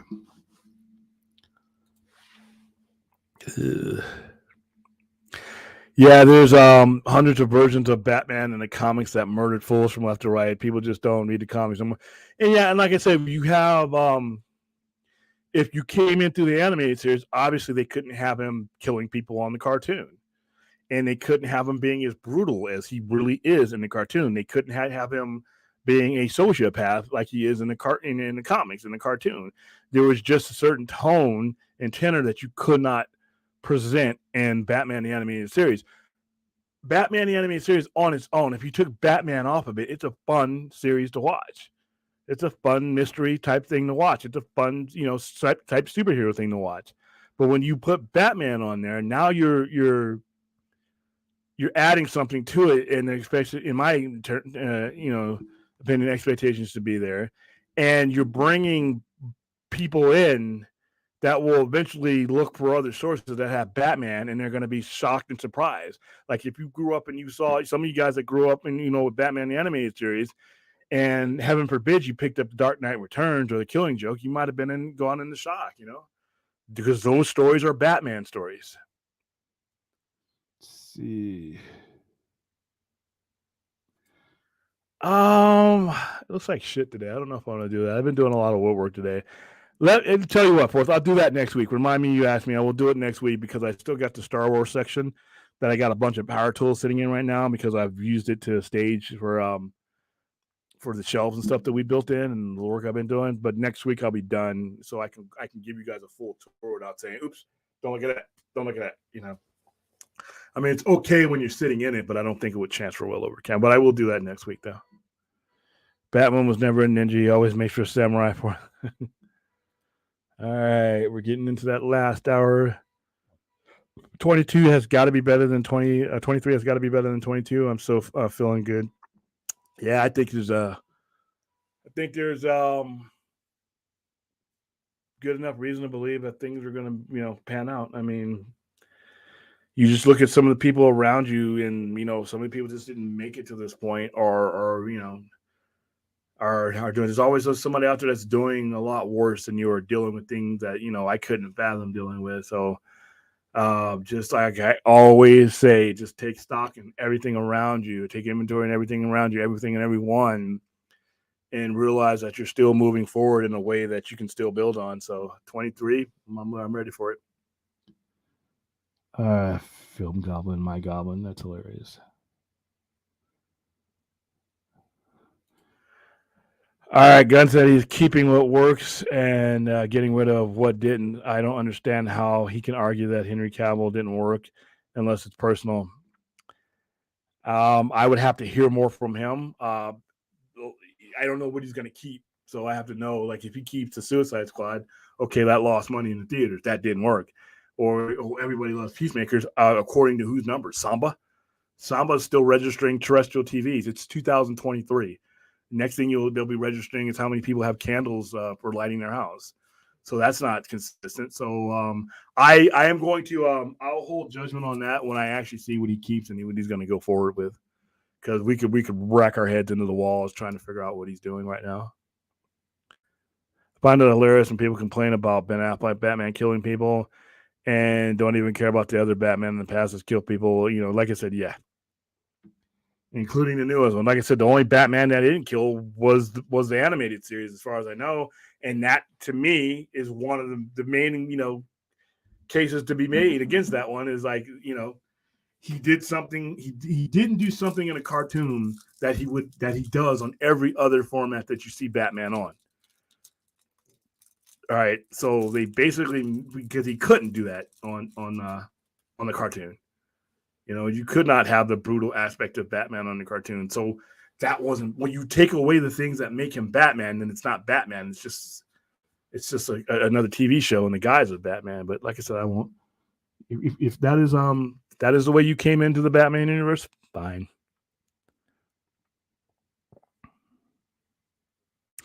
Now, I think what ended up happening is that the previous people, Abdi and DeLuca, were fine going forward with The Rock and Cavill, wrapping up everything. And David Zaslav, while he was doing that, was in the process of hiring James Gunn. And once he hired James Gunn and heard what he had to do, he figured it would be too much of an entanglement to that, which I disagree. I think they should have continued to go on with what they were doing and let James Gunn do his thing, because it's going to take time. These things are going to take time to gel. So while Gunn's universe is coming together, the previous universe could be wrapping up. What's going on, Dave? Oh, not much. I was just watching Spartacus with Stella. Yeah, I'm like, what the hell? Yeah. That's an X-rated show. No, I'm just kidding. It's not X-rated. I mean, blood, brains, and everything else, man. Yeah, well, yeah, it's got a bunch of naked chicks in it. It was the time. It's very consistent with what the time was. Consistent with Rome, definitely. Oh my goodness, man! When they say living like the Romans, I'm like, oh man, that entails a lot. Yeah, entails a lot of debauchery. All right, I'm just going through the chats right now, waiting for this ball to drop. So William went. Oh yeah, I still didn't get this. I still didn't get that fourth. Go ahead, Dave. Happy New Year, everybody! By the way, it's already crossed and made the New Year for me. Yeah, us West Coasters are just. Yeah, y'all are the ones. Yep, we got 1 hour. Literally, it's 11 o'clock on the dot. At some point, like I was telling them, what I'll do is I'm going to go log in on my phone, and then I'm going to walk outside when the fireworks happen. So we'll show the lounge the fireworks up close. I mean, it's up close. I'm as close to the strip as you can get to without actually being on there. But I got two different views. I got the view of the North Strip. I'll start there, and then I'll walk around to the top level, and then I'll come out the other end, and you'll literally see them like they'll be right under us if I'm correct, if they do it like they've done it every year. So that'll be cool, and then we'll wrap it up from there. But yeah, it's just been going over the year, and the fact that this is the first New Year's Eve that I've had a YouTube show, because last year I was sitting at my house just watching TV, watching the Discovery Mystery Channel or something. I mean, doing something, rolled up in a blanket and done, because as somebody who's been here since '93, I stay away from the strip. And even though my business is right off the strip, I'm home. I'm done. 4 o'clock, they close down the streets. I get my ass onto the west side. Once they close it down, I'm past the DMZ. I'm just kicking back. But this year, I felt that if we had this format, that I should do something. So here I am. Hey, you've got to teach me how to make thumbnails, because I'm debuting my channel next week. So mine suck. You sure you want me to teach you? Well, You can It's just give me me the doing this. basics. Here, cartoon yourself doing this. Here, hold on. Here. Oh, wait, hold on. I can't. I don't even know how. Here you go. There you go. See, that's me. That's how you do it. There we go. I can't even do this right. Here we go. Back. Bam. But yeah, I love the way my arms are creeping like right above my head. Look at that. See? Yeah. There you go. There's my thumbnail. But yeah, I just put I have a cartoon version I use from the Git thing, and then I just throw whatever the topic is. I use my logo, and I use PNGs. I just overlay it with PNGs, and then it does a couple minutes. Everybody's got a different way of doing it. John Campius does his a different way. Some of his are hilarious. Some of them I think are misleading because he'll put like with Ezra Miller when Ezra Miller was in front of his mind and no one really cared about it as much as he did, he would put that as like the big thumbnail. And I'm like, dude, that's like 2 minutes of your show. Yeah. So yeah, but I'll give you some pointers. By the way, fourth, I gave myself the name Thade. It comes from an old D&D character. His name was Thade Baez. He was an elf. And as to Larry Quarterwitz, hi, old gunslinger, and well met. And welcome to 2023 as the world moves on. Nerd. All right. Face it, William. Every movie, Batman is a murderer. No director understands Batman's no kill. There is no the reason why no director understands a no kill rule because Batman doesn't have a no kill rule. Batman will not target you and make his initial intent your death. But if there is the different if he's in a fight and the only way he can make it out alive is to kill you and you are causing more, he will kill you. He's done so. If there is a situation where there are civilians and he's done this, where there's cops involved, he has killed people. He has killed the perpetrator. And he's done so. And the reason why the directors don't have a no-kill rule is because Batman doesn't have a no-kill rule. The only two Batman that have a no-kill rule are Adam West's Batman. And even to that extent, if you watch it closely, people die in Batman. It's just comedy, and we don't really take it seriously. He's tossed and got rid of bombs that blew up in places that killed people. All right, he's tossed people off of buildings when they're doing that thing where they're riding up to Batman and he's fighting and he tosses the guy out the window and he falls. That guy's dead. Adam West just killed a guy. So the only Batman that has a no-kill rule is a cartoon, and that is because they could not present the real Batman and all of his glory in that cartoon, or else they would not have been able to put that cartoon in front of kids. No. But you guys saw that, and you grew up into adulthood, and you think that because he doesn't kill there, and he doesn't act with the brutality there that is built into the DNA of his character for 8 decades, people conflate that with the overall narrative of the character. Batman kills. All right. Yeah, Batman doesn't kill. I hate to tell you, youngsters, Batman, even in the early days, carried a gun. Like, yeah, if you go back to the first, guns. Yeah, if you go back to the first 40 issues of Batman, between Detective Comics and Batman, he carried a gun, fellas. He carried a couple of guns. He also used to kill the bad guys on the regular. Yeah. Listen, when people get tossed out of moving cars and he runs them over with the Batmobile, they die. He'd send them he'd leave Commissioner Gordon murder trophies, like a lot of the time. And he would apologize to Commissioner Gordon. Hey, I had to do this. Kate, and I always said, like I said earlier in the stream, Commissioner Gordon, like, hey, it was better them than one of my cops or a civilian. You know what? He was never going to press charges. No. But like I said, I'm not making fun of you guys who love the Batman animation show. All I'm saying is that there has been a misinterpretation of what the character was designed to be. Not my opinion of what he is, what he was designed to be, because they took elements out of his design and made it suitable for kids. They made a character that was never, ever designed to be put in front of kids, for kids. super fans, all that stuff. What you're seeing in super fans, that is a caricature of Batman. That is a farce. That's fun. I had a lot of fun as a kid. That's not Batman. As I grew older, I understood. Oh hell no! As we grew older, that guy standing next to Marvin with his little blanket cape and Gleek and Jan and whatever. That's not Batman. No. So I came in. Listen, you guys came into the animated series. I came into the Super Friends and Adam West. But once I grew up, I understood that wasn't Batman. Not my opinion of Batman. The design is Batman is what he is, period, no matter who you are. You can interpret it different ways, but Bob Kane designed Batman in an era where there's open warfare on the streets and open death on the street. All right, he created his Batman kneecap people. He shot him in. He didn't kill him. He would shoot at their feet. He would shoot lights out. I mean, he would shoot at things to maneuver them around.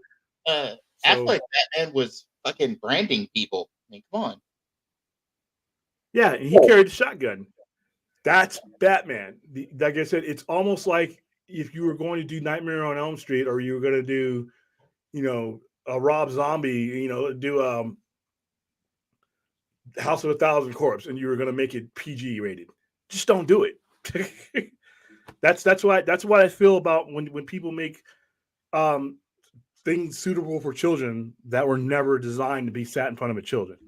Chris Claremont's X-Men, which is the X-Men that they tried to derive that X-Men cartoon from. There was an argument that at one point in the 80s when I was growing up, whether X-Men should be put on a different shelf because due to the graphic violence in comparison to other Marvel comics at the time. That was how deep X-Men was. X-Men dealt with mass murders before it was even part of the news. X-Men dealt with higher end. I mean, there was things, Apocalypse and that cartoon is a joke. The Apocalypse, how his mentality is in the comics, that whole, just culling of people and his ties directly, directly with the way the survival of the fittest, and that microcut between him and Magneto. I mean, these were characters that came from horrific circumstances, and you cannot kitty those circumstances up. All right, so that's my issue. Not people who like it. Fine, like what you like. My issue is you made things that were not for kid consumption stuff, and you took away what made those characters special. And that's in my opinion. All right, so let's see. I heard Peacemaker. Hasn't started filming yet. Do you think that the show is going to get a season 2? I think so. I don't know though, but like I said, he wasn't running DC Studios when they greenlit that. So if he's being it depends on what elements and what he's doing and what's going to be an Earl Sword and what's not. That's gonna, like I said, until he announces what's what, it's hard to answer that question. I would assume so in some form, but I can only assume. I don't have inside information. Yeah, we don't know yet. All right. Let's see. Lucas Lee's movies. Where am I? Mary Wilcox, William, I have never actually read a Batman comic, but I have done the same research on them, and I agree with you about the way Batman is portrayed in Batman. It worked, yeah, and it's the first time in a long time outside of Ben Affleck's Batman, because that Batman was created to work with that universe, but it's the first time that I've seen Batman in a solo movie where it was the Batman. It was the Batman that Bob Kane created. It was the Batman that David Mazzucchelli and Frank Miller worked on in year 1 and year 2. That was the Batman who would sit across from the Joker and the Killing Joke. That was the Batman that was being written from 1986 and 1982 to 1991. That was the Batman. All right, that's the Batman that when you have to create a new black label brand to put the proper Batman stories in there. That's that Batman. All right, and it's the first solo Batman movie where I felt that way, even more so than 1989. Because if you look at 1989, you have the same problem with 1989 as you do with Christopher Reeve's thing. It doesn't age well. It's fun to watch over and over again, but what makes these characters so relatable is that, especially with Batman, that Batman it can exist in a world that Riddler, it could exist here with us. He's not a fool wearing a big question mark, tie and a bunch of question marks on his blazer. That serial killer, brutal Riddler could literally exist with us with no issue. And that's what Matt Reeves as the universe gives you. So what do you have to be thankful for as we roll out? We roll out in the West Coast as 2022. Thade? Well, I have a good woman in my life. Have a good life so far. There's been a lot of changes this year. About to be a year now since my dad's been gone. About to be a year since my mentor died because they died within a week of each other. That was a tough week. Yeah, it was pretty bad. Other than that, man, you just got some good friends, made some good friends through this YouTube thing. My YouTube stuff has really ramped up since this year started. Have a few people to thank for that. Other than that, I'm looking forward to embarking on a YouTube channel next year and starting here in the next week or so, and it's going from there and seeing where this leads me. Cool. Let me go to Chappie. Was when Sony hack happened is the reason why Amazing Spider-Man 3 got canceled. Now, the reason why Amazing Spider-Man 3 got canceled was because they engineered the deal with Disney. That was the reason why they got canceled. Is they had been trying to get Spider-Man into that universe for years, and at the time, Amazing Spider-Man was doing well. So Amazing Spider-Man did $750, $760, in adjusted dollars, it did very well. After the second one, if it hadn't been for the Sony and the Marvel deal being on the table, you would have gotten the third Spider-Man. You would have gotten the third Amazing Spider-Man. But because that deal was on the table, that's why you got that. So trying to jump around. I wish Enosh is still working on getting you guys added so that I don't have to do all right. So okay, I'm gonna all right, Caselli, let's see.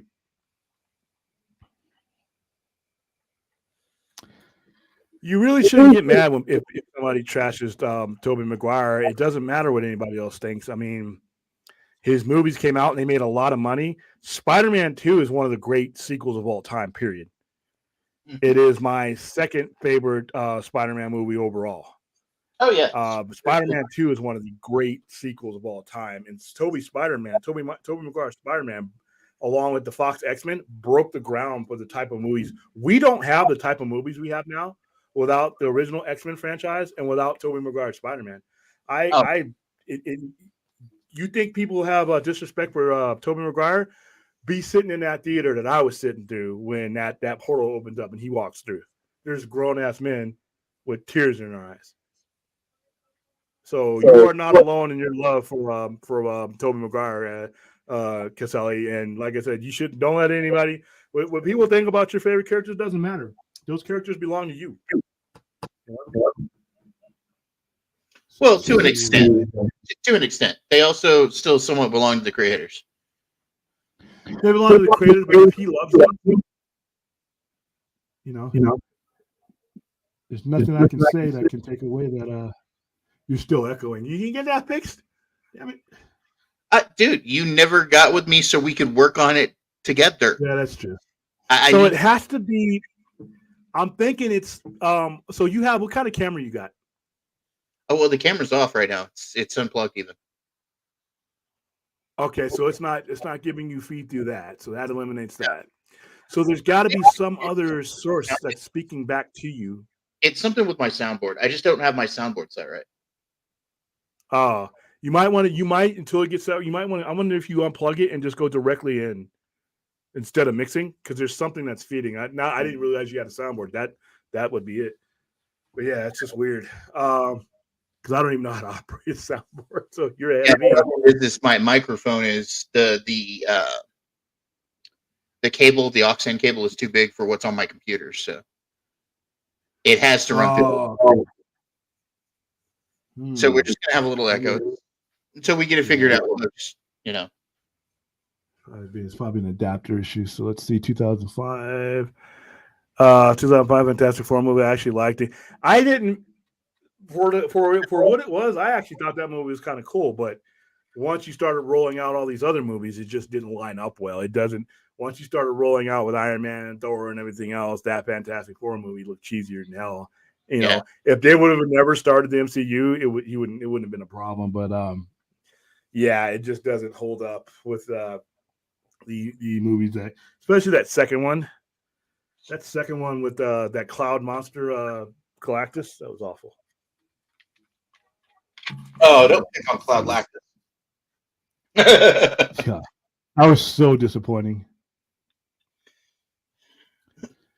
But Cloud Lactus, Justice League. Happy New Year, everybody. Everybody's coming and saying happy. If I miss you, Happy New Year to everybody. You guys on the Midwest and West Coast, you already in 2023, and we're just waiting to drag ourselves into. What do you mean by the classics, Caselli?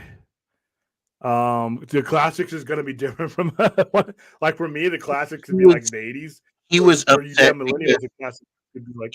He was upset for quite a while in the chat because we were saying Batman killed in the comics and stuff. He still isn't willing to accept that. This is just part of. Caselli, I guess it depends on what you consider a classic. For me, the classic when it comes to Batman is the classic stuff that's the reason why we have the movies and the TV shows. I mean, there's only two interpretations of Batman that are not brutal, and that's the cartoon and Adam West. Everything else is classic. Everything else is he's consistent. Guys, Superman and Superman 2 killed. If you ignore the Donner, I said before. Yeah, he beat the hell out of a trucker. The triple homicide that takes place at the Crystal Palace there is those people aren't coming back. For the Portraits of Solitude, that's little skeletons at the bottom.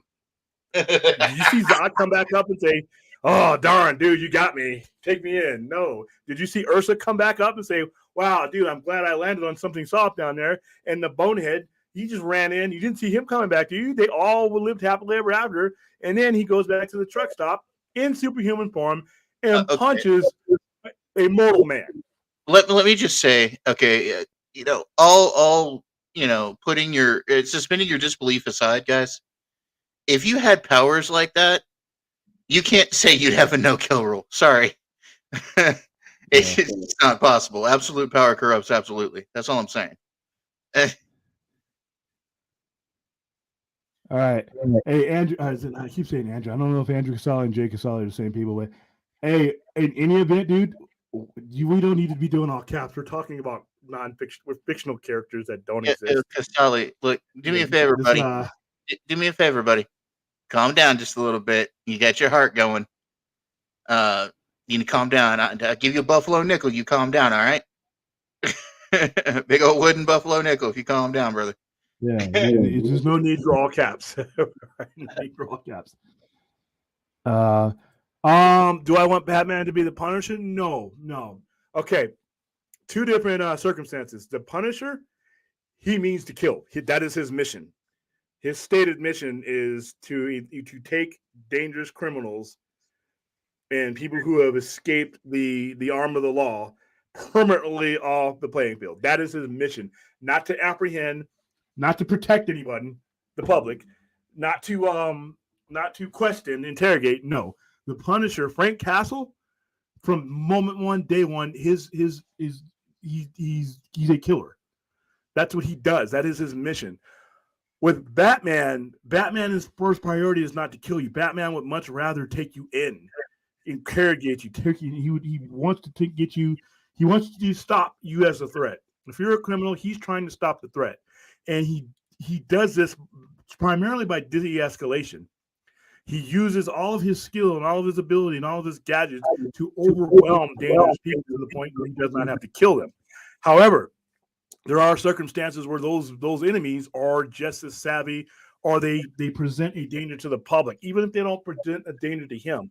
So there's situations where Joker's henchmen are going to throw some poisonous gas and a crowd of people are going to kill them. and he will use the initial means to try to stop that. But if the only means he has is a bat blade that catches a guy in the eye, and that's happened, he's justified. If that's actually a justifiable homicide. Whereas if you put the Punisher in that same circumstance, Punisher's not going to try to stop the guy. Punisher's not going to try to rope the guy. Punisher's going to put a bullet in that guy's chest, top dead center. That's it. Punisher gives no shits about that. So it's two different mentalities.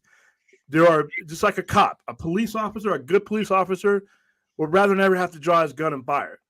But if a criminal or perpetrator poses a threat to himself, his fellow officers, or the general public, he's going to do what he needs to do. All right. Whereas a murderer is just going to walk up and shoot you. So two different types of people. People die on both cases, but one of them is a murderer, and the other one is going to be, he's justifiable homicide. Like I said, if Batman just said, you know what, I'm going to kill the Joker just because I'm tired of the Joker. But no, even Batman says, you know what, we need to show these people that our way works. So he brings the Joker back. That's why he could have killed the Joker 1,000 times. Doesn't do it because he believes in the system. Actually, technically, the very first appearance of the Joker, he was supposed to die. He wasn't supposed to be a continuing character. Yeah, but then you see how that worked out. Nolan did use no kill, but still has him killing. Yeah, that's what I'm saying. Batman himself. Now that's where I think there might be some confusion. Batman has, when he says no kill, that means that is not his initial intent. He is not a murderer. He is not a vigilante in that respect. That doesn't mean that he has not killed or does not have to sometimes, or that people haven't died as a result of the things he has to do, to protect. Look, man, the way I see it, no kill mentality is he's just not a murderer. The way I see it is this: you do what you have to, okay? And let me just say, if he had put Joker in the ground years ago, there would have been half the deaths that there were. There would have been no point for injustice. There would have been no point for the Red Hood. There would have been no point for any of that. But he kept letting the Joker, taking the Joker in, knowing that the Joker would be broken out. And hell, Jason Todd got onto him about it after he was Red Hood, I have not blocked Casale yet. As far as I know, Casale is not blocked. He is still talking even right now. Yeah. I don't have any. I mean, relax, dude. That's all I want you to do is relax, homie. I mean, we're talking literally comic book characters. I mean, even the ones I love to death. It's ultimately it's like when I talk wrestling. It's not real. All right. Yes, but I find it annoying when there are people that say how much Michael Keaton or Michael Bay raped their childhood. Jeez. And I'm sorry that the first Transformer movies are guilty pleasure. You know what? The first Transformer movie I thought was the most fun I've had in a long time. Oh yeah. But it just as they went on, it just said like, oh my god, this is Okay. Yeah. Hold on. Casale, you either calm down or I will block you at this point. You are attacking out at everybody. You need to stop. Either relax or do us a favor and go for the night. We're not having this. You're attacking people in the chat. No. Stop it. It's not that serious, dude. It's not that serious. You're talking about comic book characters. We are talking about fantasy. We are talking about make-believe. Getting yourself bent out of shape over it. Not cool, dude. Chill out. I mean, these characters exist for fun. And if you're not having fun, you're not doing it right. Just relax, dude. All right. So we are at 11:25. We're creeping towards 2023 up here in the coast. Woo! I'm excited to embark on this next year. This year wasn't perfect, but I navigated through a lot of different things. I added some things to my repertoire. I added this YouTube platform to the playing field for me, which has helped me do a lot of different things. I am putting myself in a format that I can watch again and improve on. I watch all my shows to a certain extent. and I improve upon that. Not just how I speak to you guys, because my goal with this show is to speak to the people in this chat and the people that are on the screen with me the same way I would speak to people who are walking through that door. So being able to see myself on the outside and see how I respond has helped a lot with that, especially running a business and dealing with the public. It also gets me, one of the things I love about being here in Vegas is that I get people in from all over the world. And this YouTube thing, we get to talk to people all over the world, from here to Australia, and remember that one time we had a guy from South Africa. I mean, the reach that we've been able to have with this thing is kind of cool. And I guess I'm optimistic of what I can do going forward with it as I improve with my equipment, as I improve with my format. Once I get these 2 studios done and built, I think the sky is the limit. I think 2023 is going to be that launching pad for me. So, besides your new show, what are you most looking forward to, Stade? What am I most looking forward to in the future? Yeah, 2023 at least. 2023. Some kick-ass movies coming out. I'm making a change of scenery. I'm not going to be where I'm at anymore. Moving to better pastures. I have some opportunity to do some voice acting this next year and possibly making a career of it. Starting my YouTube channel and spending time with my lady. And getting more, going forward with the Sci-Fi Center and everything else. Pretty much what I've been doing. My year hasn't sucked. Yeah, like I said, I'm looking to expand. Fourth 1000. What is the future of the Sci-Fi Center, William? We're days away from getting the Star Wars section done. Finally, after all this time, getting the Star Trek section done. Continuing to add more merchandise, adding tons more pop pickers. That's a big seller here.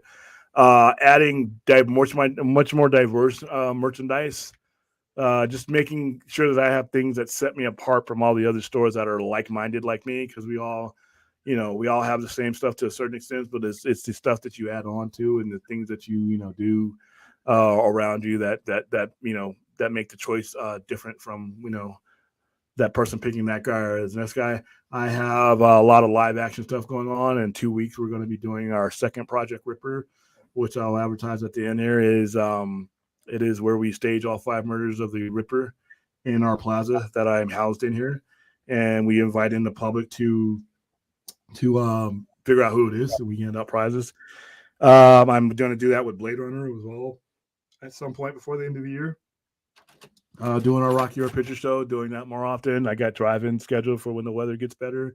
Dude, I'm telling you, William, on my way out to the West Coast, which is where I'm heading, I'm gonna drop in and see you, man. Cool. Yeah, I encourage everybody to come by if you're in Vegas. I mean, don't make a special trip for me. But yeah, if you're out here, come see me. Like I said, I love showing people around. That we meet on YouTube. You got a super chat from Fourth. I'm going. That is Fourth 1000. Hey, Fourth 1000. Can you interview indie directors? Yes, I'm working on that. Can you interview indie directors if that interests you, like Pooh, Blood and Honey guys, for example? Also, do you get money for super chats or Enosh? Enosh gets the super chats. I don't really need them, to be honest with you. And he is, he offers, but I'm like, by the time it gets to me, it's like, you got, paper, whatever you take, people get their percentages, YouTube gets your percentages. And, I would, rather him use that for the channel, because like I said, I wouldn't have a platform if it wasn't for his channel. Now on my when I get monetized on my end, it'll be different. But like I said, I don't pay for, I don't do any upkeep on any of this. I don't do any maintenance on any of this. I don't, like somebody drops in a $200 or $300 super chat or something like that while I'm on here, then yeah, we'll talk. But for the most part, no, I don't, by the time that money got to me, it would be pennies. So it's not even, worth it like that. So, but yeah, he has offers, but I'm like, nah, don't worry about it, dude. Now, as far as, go ahead. Go ahead. Finish your thing there. I'll talk about it afterwards. Yeah, but as far as the independent, I am working. We're just trying to line up the Blue Blood and Honey guys. I got other people that make local films here that I'm trying to line up. A lot of it is scheduling. A lot of these guys are filming, and a lot of these guys are in different time zones, different days off. So it's just a matter of getting us all on the same page. Like I said, the Blue Blood and Honey guys are in London, and they're always filming. Like they're filming right now, or something like that. If you look at their website, you'll see that they're a lot of their stuff is in production. But when Blue Blood and Honey hitting on February 15th, I really have been trying to, trying to line up with this guy, and it's just been, hectic. So, but yeah, I am wanting to interview independent directors, especially if they're of the genre. So to answer that question, go ahead, answer, Dave. Yeah, I'm currently working with Enosh. Him and I actually started talking about this months ago. But most likely, I will be also gaining my own Pantheon show as well. I'm going to do horror movie reviews. So that would be, of course, something I'll probably work with William on again too. Cool. I'm available. All right. So yeah, I'm going to, and like I said, and a lot of it, like, sometimes I'm working on trying to get bigger directors. And I mean, we obviously have decent relationships with a lot of movie companies. Blumhouse, we have a good relationship with Blumhouse. It's just a matter of trying to, see people are busy and just trying to get them to recognize, hey, can you come on this little YouTube nobody? I would love to get Jason Blum on the show. That would be great. I don't think I'd ever get him, but I would try. I could send emails. I mean, I actually have the emails and stuff. And when we post and do our promos, if you look at our promos, it's actually Blumhouse and Blumhouse Horror liking them. It's a legit site. It's not some guy, a fan site. It's like the legit guy. So they see our promos and they see what we're doing. We have Trauma. We can get, a lot of the guys who are doing Trauma films right now, we can get a hold of those guys. Lloyd Kaufman will be out here in a couple of months. If we can get everything arranged for him, so have him on here. So yeah, wherever a lot of that's going to be wherever the opportunity presents itself, I'll snatch at it, man. But like I said, I get a lot of rejections because you gotta realize that I'm literally a gnat on someone's windshield, and there's like a lot of outlets out there that are way bigger and way ahead of me. One of the guys that I've heard here lately that doesn't mind doing interviews, and we'd have to reach out to him, but Ty West. The guy who did X and Pearl, he doesn't mind talking to small YouTubers, from what I've heard. Well, yeah, he was one. William, what is your favorite animated Batman? The Dark Knight. The Dark Knight stuff. I actually liked my favorite so far. Batman has been Hush, or Long Halloween. I like the Long Halloween. See, those are good, but I liked the Dark Knight Returns. It was my favorite Batman story, and that was so basically adapted. The other one that would have been my second one would have been The Killing Joke, but they took too many liberties in certain parts of it. If they would have taken those things out and just stuck with they stuck to the basic story beyond that, and more so than I thought they would do for a cartoon. Because obviously, if you read The Killing Joke, there's certain things that happen that are not suitable for certain age groups. Well, that was an R-rated animation. Yeah, but it was easy. It's animation, and they got it on it's on HBO Max now. And like I said, a lot of those guys, were looking at it. It's a cartoon. How bad can it be? I'm like, dude, they look at the rating. So yeah, it was. So those are my two favorite. But The Dark Knight Returns is gonna be my favorite Batman animation. Dave the Film Junkie visit. Yes, he did. I just showed the picture the other day where Dave Film Junkie he came down here to Vegas for his, I think it was his dad's birthday or his wedding, something like that. And he stopped by the center, and we were having this huge ass fire. And I posted on Twitter, it's like that time Film Junkie came down to Vegas and tried to burn down my adopted hometown. So that's on my Instagram page. Lord willing, I will be here, 4th. All right, hey William, I saw where the Scary Show uploaded the segment, and yes, he sent me that link today. I have not had a chance to look at it, but he asked me if he could use it, and I said yes, by all means, please use it. He's got more followers than me. You still here? Is this old? I've never been a jerk to you, dude. I've never been a jerk to you. I've never dimed you out. I've never blocked you. It's just I just don't think that we need to take this seriously. That's it. I mean, we can just listen. when you're having the right conversation with the right people, you should be able to sit down at a table and have a conversation. And after that conversation's over, the table's not destroyed, and neither do the two people. If that's not happening, then something's wrong. You can, we can have points of view without you getting angry about it. I mean, it's we're here to have fun. I'm not here to pick on anybody. All right. What independent comic series deserves an adaptation? Ooh. There's something live action one. There's something killing the children should be done. That's an interesting comic book that's been out here lately. Yeah, by Boom. I'm gonna go ahead and say the Max. That would be cool too. Live action. Yeah, the Max for me. Max live action. Yeah, that's my answer right there. Would be the Max. That would be cool. That would be. I think I can handle that. Yeah.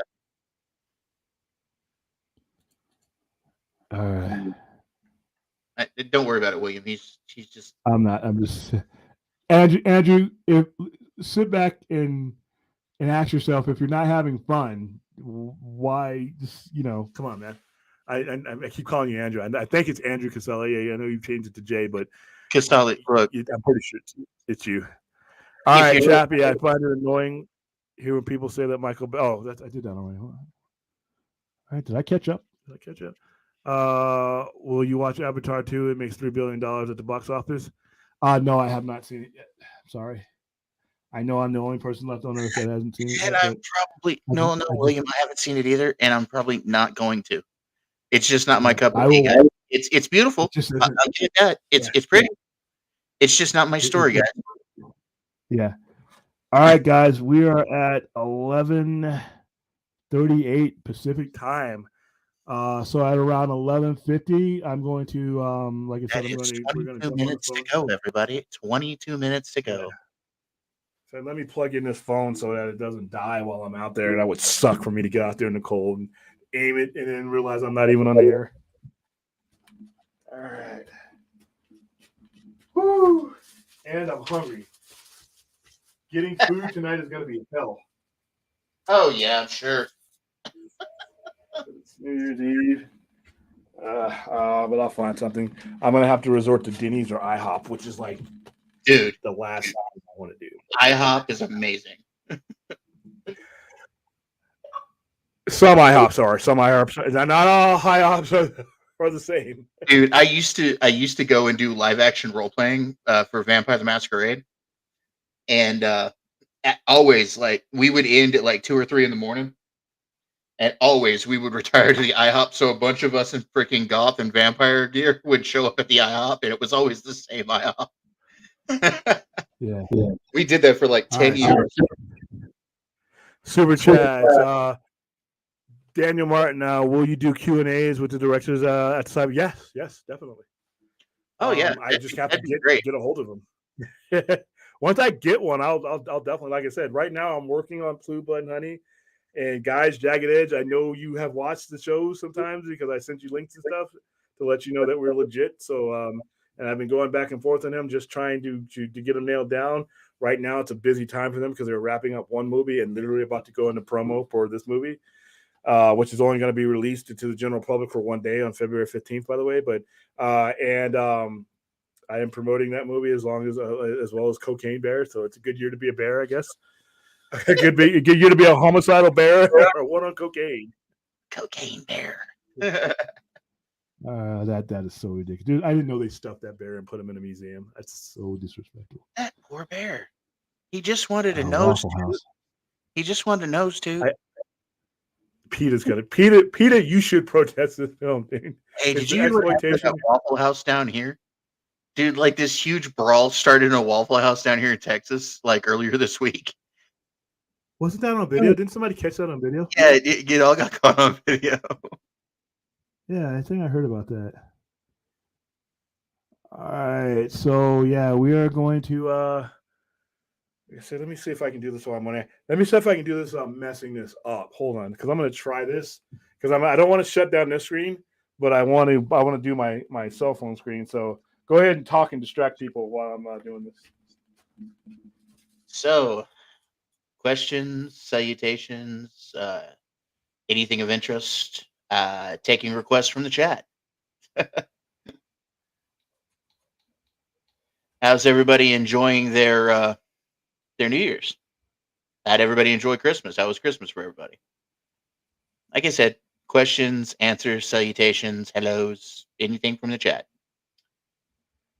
And I can still hear you guys too. I'm trying this out and making sure that we can work, because I really do want to show you guys these fireworks. Like I said, I'm usually not this close to them. Hold on.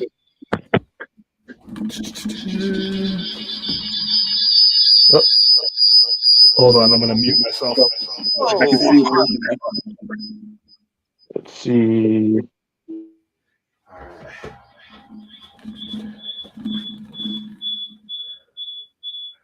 Oh, no, I'm there. Cool.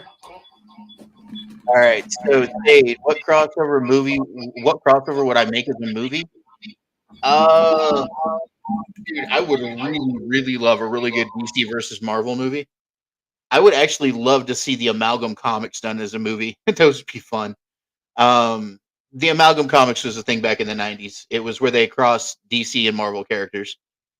You had characters like you had Darkclaw, who was a cross between Wolverine and Batman. You had Super Soldier, which was Superman and Captain America. You had the JLX instead of the JLA. Talking about Amalgam? Yeah, Amalgam, yeah. That was when they were both DC and Marvel were trying to do what they could to save comics. Yeah, but it was fun, okay? All right, hold on. I'm gonna see if I can switch this around. Right now, so this is a setup I'm gonna use when I go outside. So I'm seeing if it works, because like I said, I screw this up a lot. How do I turn the camera around on StreamYard? Let's see. Here we go. As for resolutions, I don't really make New Year's resolutions because my life changes so much as it is. So the best, whatever the best comes as it is, you know. What do I want to DCU? I want to see something that brings me back to the DCU. I want them to put out something that brings me back, because currently I am not a fan.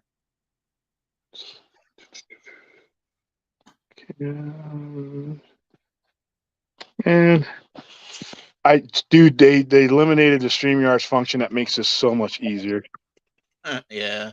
It makes it so that you could flip the camera, because like right now my camera function. So when we go outside, I'm going to show you. I'll just flip the camera around. It won't be that hard. But for those of y'all who wanted to see some of the Sci-Fi Center, here you go.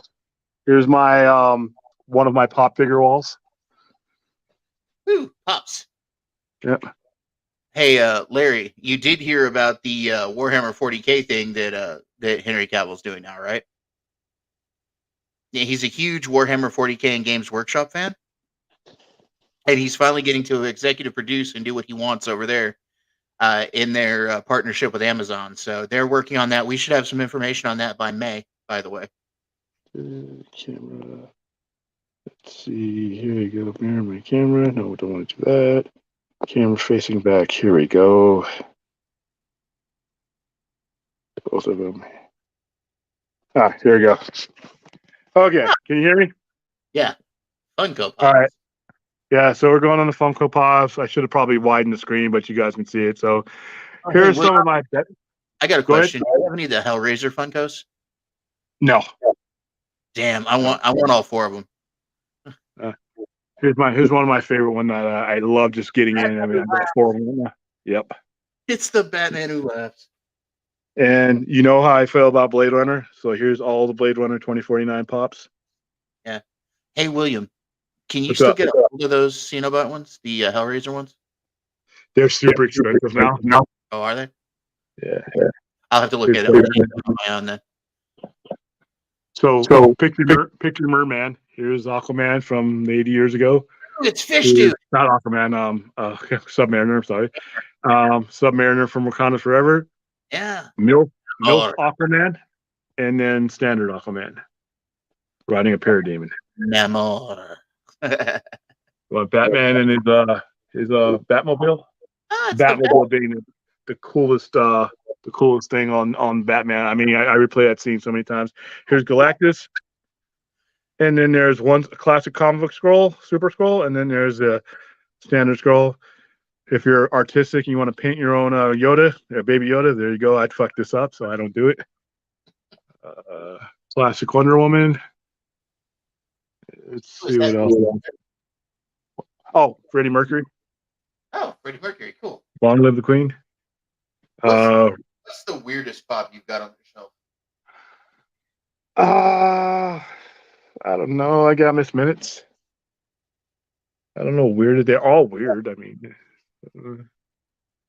the ones that I get, like some of the ones I get. Okay, here's the weird. It's not weird as in weird, but weird as in I shouldn't even have this because of what I sell. But when I buy them in bulk, I get shit like this. Oh. Yeah. So, and this is one of my favorite pops. This is him with the broken shield and Thor's hammer. That's cool. Yeah. See let's go over here. This is the sections I'm working on right now. So here's the Star Trek wall, one of them. Here's all the novels from Star Trek. You can kind of see there. Oh, that's cool. Yeah. You got a lot of science fiction novels in the store, William? Yep. Star Trek, not in general, not science fiction in general. Do you have any? Do you have any extended universe Star Wars stuff? Not anymore. No. Damn, there's a few I'm looking for. Here's the Enterprise D cutaway. Oh, that's cool. I have a cutaways. Yeah, I have cutaways of all the Enterprises. Here's look at that. Oh, those are Migos, aren't they? I think so. And then I have them with the little triple things that somebody gave me. Oh, are those people that sing? I used to have a people that sang. If you shook it, it sang. Cutaway for the Enterprise refit. Oh, and then you can see on that wall over there, it's a cutaway from the the original 1701. 1983 model from Wrath of Khan, the Reliant. Oh, that's cool. And then here's the Star Trek Wrath of Khan movie poster. And first contract movie posters. And you want something weird? Here's a Pez dispenser for Oh, there's the next generation Pez dispenser stuff. You know, those two, I might have all the movies from VHS. Yeah, so, I got a couple things in from you when I come to see you, because those are my two favorite Star Trek movies. Yeah, then the button wall is looking pretty scarce. This button wall holds 600 buttons. I think there's maybe like 300 on there now, so I got to get on the ball as far as that goes. So I'm gonna go ahead and plug this phone back in. There's a life-size Darth Vader. Oh, here's my dragon.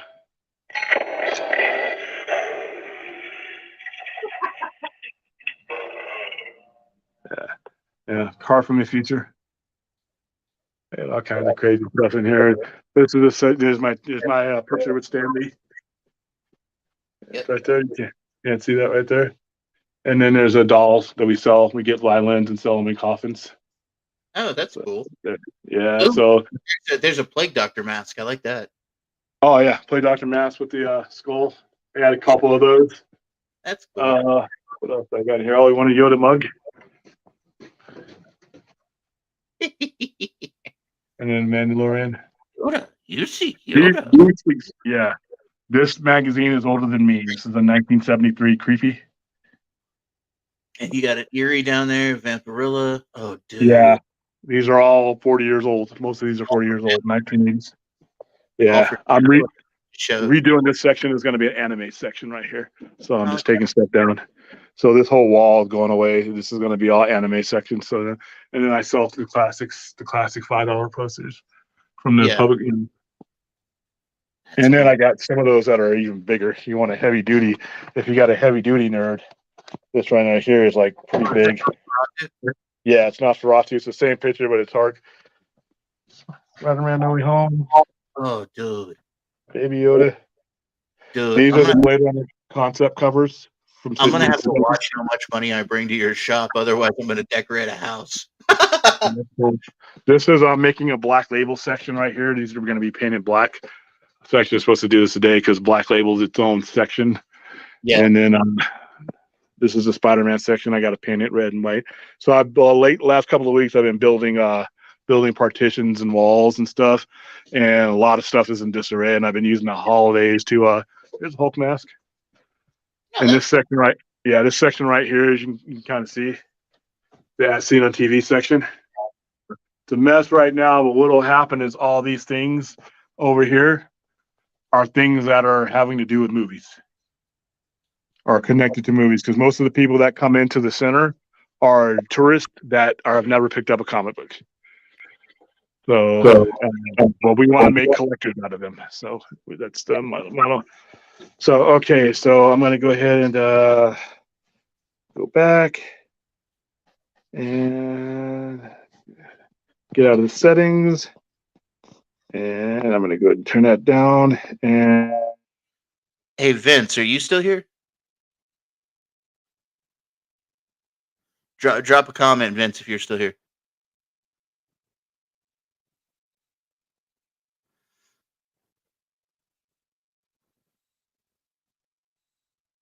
all right, so we got 8 minutes. Oh, I thought I missed that. Hold on.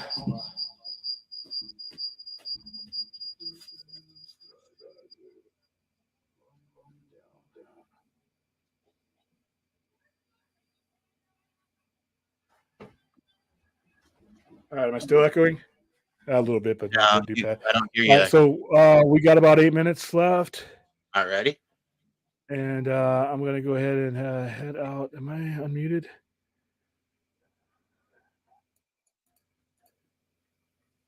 Let's see, audio. Let's go ahead and remove me. All right. All right. In about 3 minutes, I'll go ahead and head outside. And I will actually what I'm going to do, Thane, I'm going to turn it over to you. Okay. And I'm going to go ahead and I'm going to use the restroom and put on my jacket, and then I will come back when you guys see me again. It'll be outside. All right. Well, here I am left with y'all again. Oh. So, question: is anybody here an Xbox gamer, or are y'all PlayStation gamers? Because that seems what I run into a lot. Anybody drop me a line that's an Xbox gamer? Be really nice for people to play with. Various games, of course.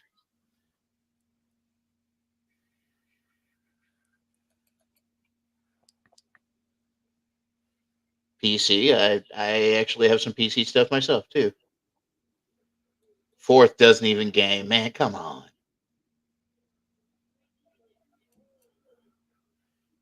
Whoa, he dropped me off the screen too. None of y'all can hear me. Whee!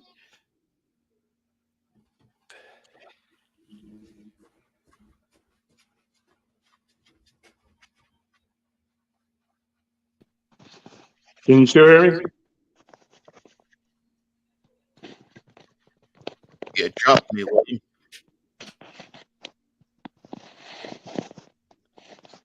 All right, I'm about to head out. Can you still hear me, Thade? You dropped me. Hold on.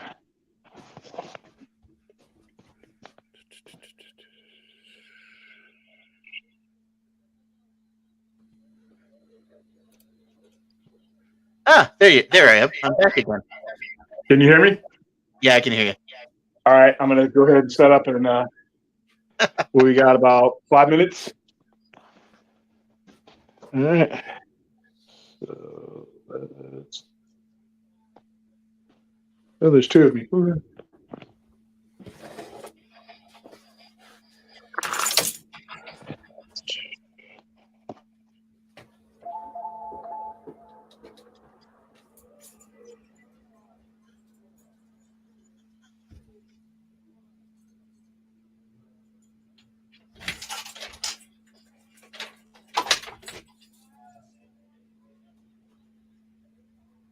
Yeah, that's William. I don't have control over those controls, so that's on William, guys. My screen's tiny.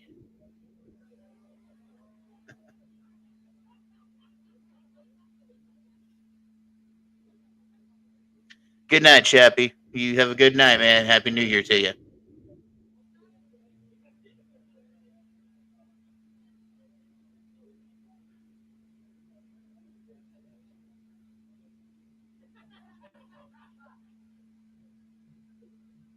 I'll be right back in a second, guys.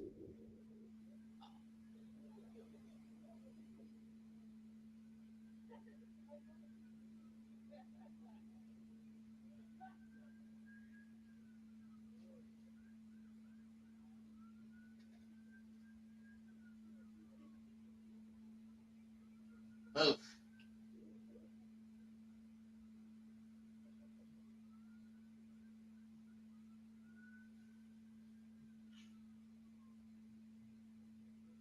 Okay, I'm back again. Everybody hear me?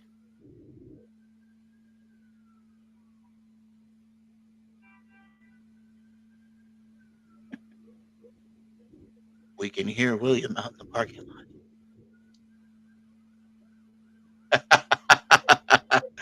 A whole new world, exactly, Daniel Martin. A whole new world.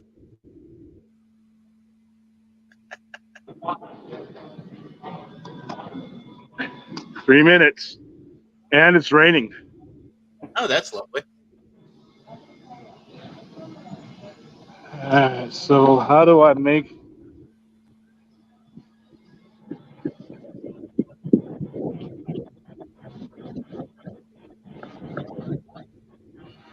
I'm gonna go back, and I still got enough time to get rid of me. I want to get on the big screen. That's where I wish you had controls. It could just move me over. Right? Enos is working on it though. Hold on. I got 2 minutes. I got enough time to go in there and change it.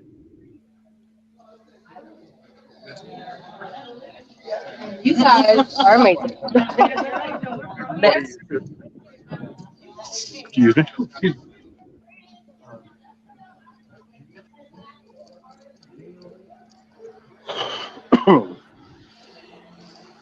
It's a pretty lengthy show too, by the way. So. Oh, that's good. Yeah, I just want to make sure. Hold up.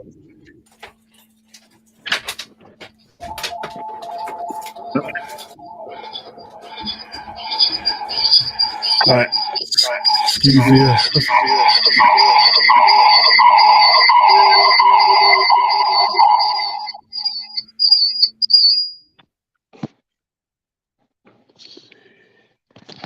What do we want to do here?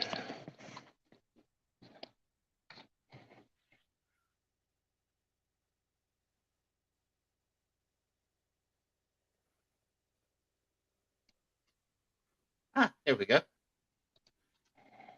Now just make yourself big, William. There you go. Can you hear me still? Oh, you dropped me out again.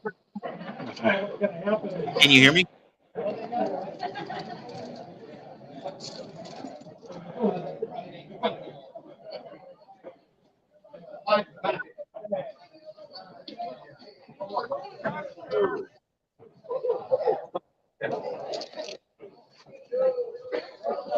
There we go.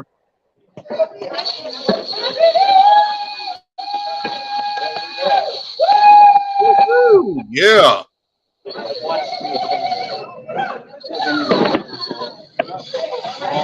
Oh yeah.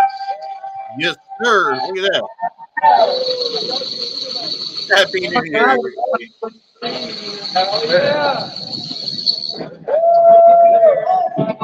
Woo-hoo. Excuse me.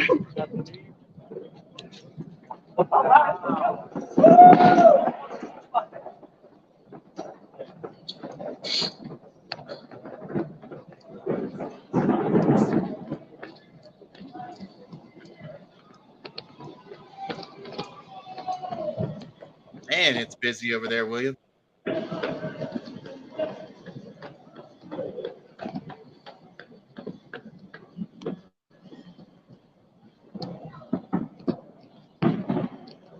You can't see from over here.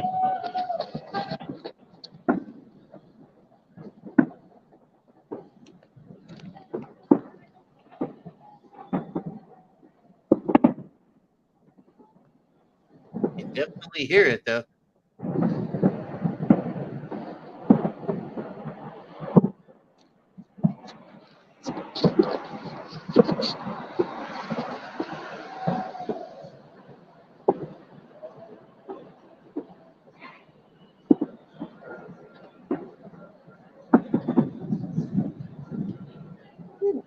Right.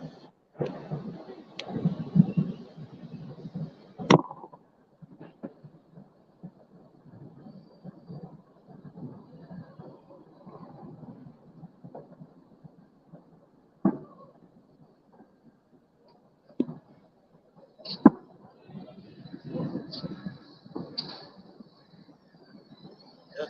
8 years since Canfield.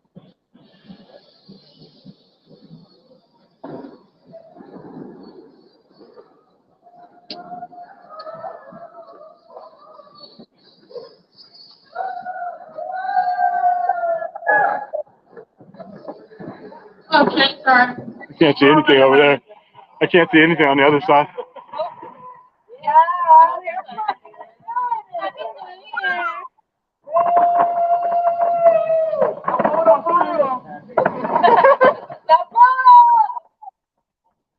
Wow.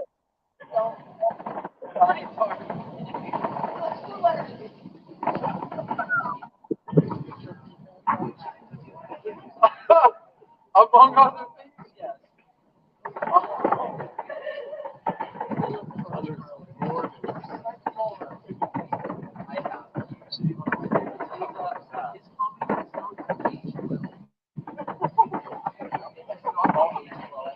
Oh, I tried to watch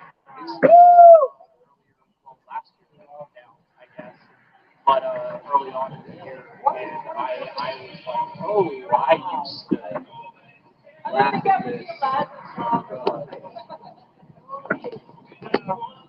But he still has a lot of interest behind him.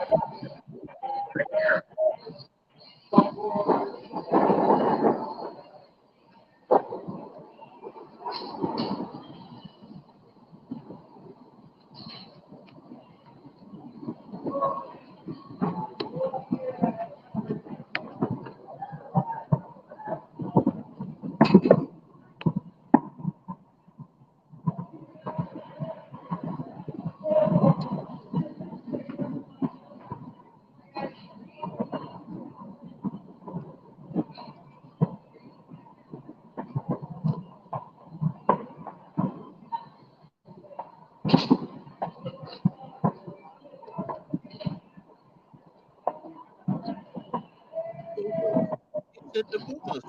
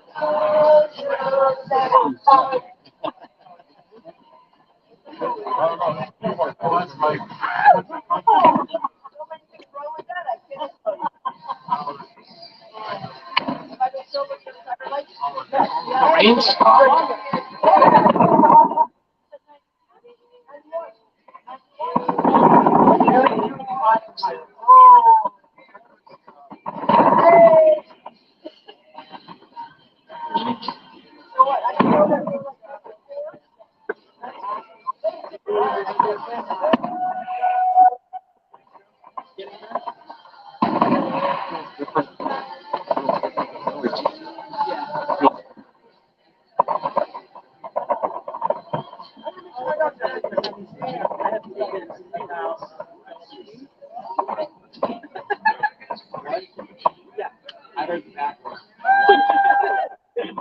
Being your virgin and loving yourself.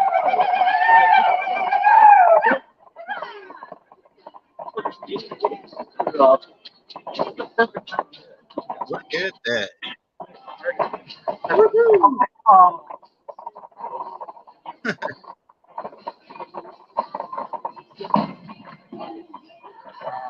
Okay.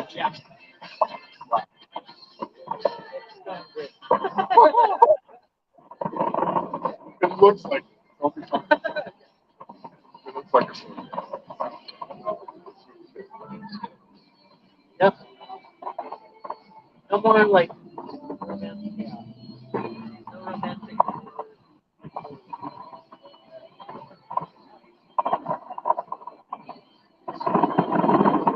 yep, time to pay the rent.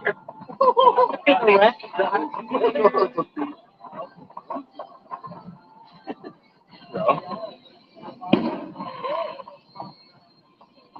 I did that.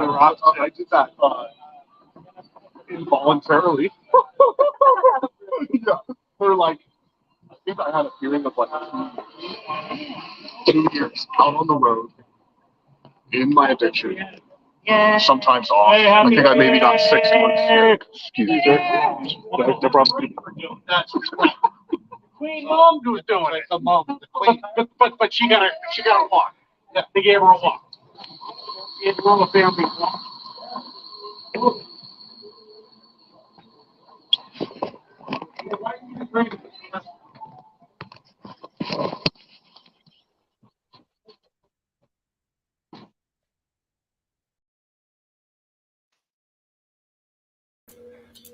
Okay. Hold on. Because of the wind, I guess they. Can you still hear me, Thade? Yeah, I can hear you.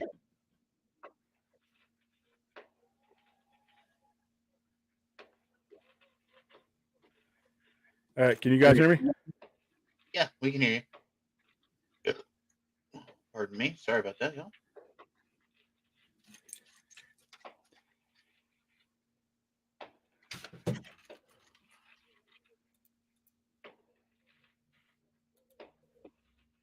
Testing. Okay. I guess Thade must be gone. No, Thade's here. All right. I'm back on the single cam. Can you guys hear me? Let me know if you can't. But yeah, there you go. Happy New Year, everybody. It is now 12:09. We are now all in. Let's hold on. All right, now I'm better. Now I can hear myself now. Cool. Yeah, now we're all. We are now. Yeah, we are now all in 2023. Congratulations, everybody, for making it here. I wish I could have got you some better angles, but they set up the big one differently because I guess the wind or whatever. So there's a bunch of trees in front of what would have been my prime area. But at least I got you a view of what the stratosphere looks like here. And I didn't expect a whole bunch of people to be out there with me. I mean, I was like shoving people out of the way. But happy New Year, everybody. Happy New Year, Thade. Happy New Year, Stella, if you're watching. Happy New Year, everybody. So. And that is it. Let me hit some of these chats. Let's see. How far behind am I? Oh, about 30.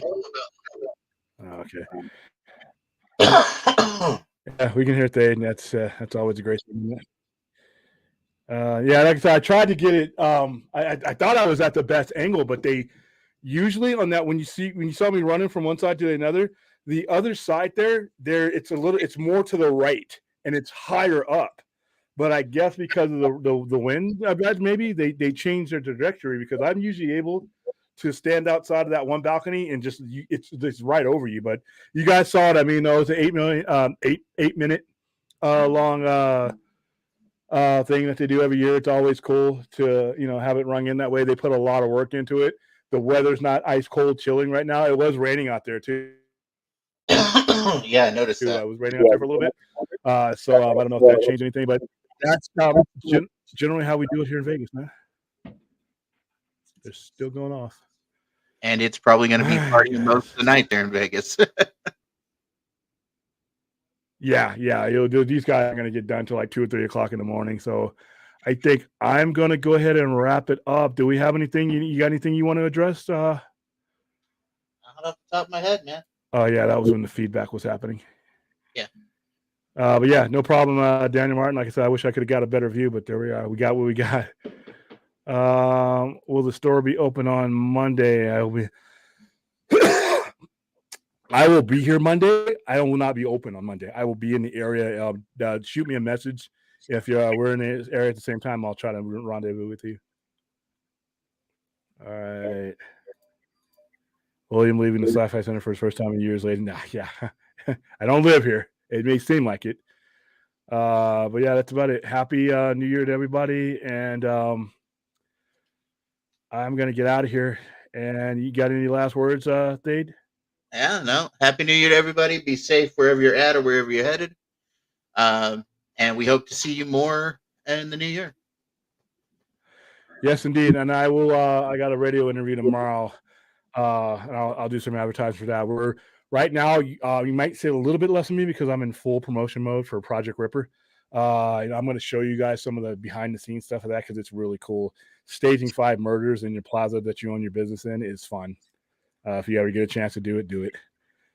All right, guys. Thank you for joining us. Thank you for joining us throughout not just New Year's Eve, but this entire, 8-9 month journey we've been on since we jumped on YouTube. And it's getting better all the time. And I hope 2023 is at the very least as fulfilling as 2022 was. So with that, see you guys next year. Literally. Good night, everybody.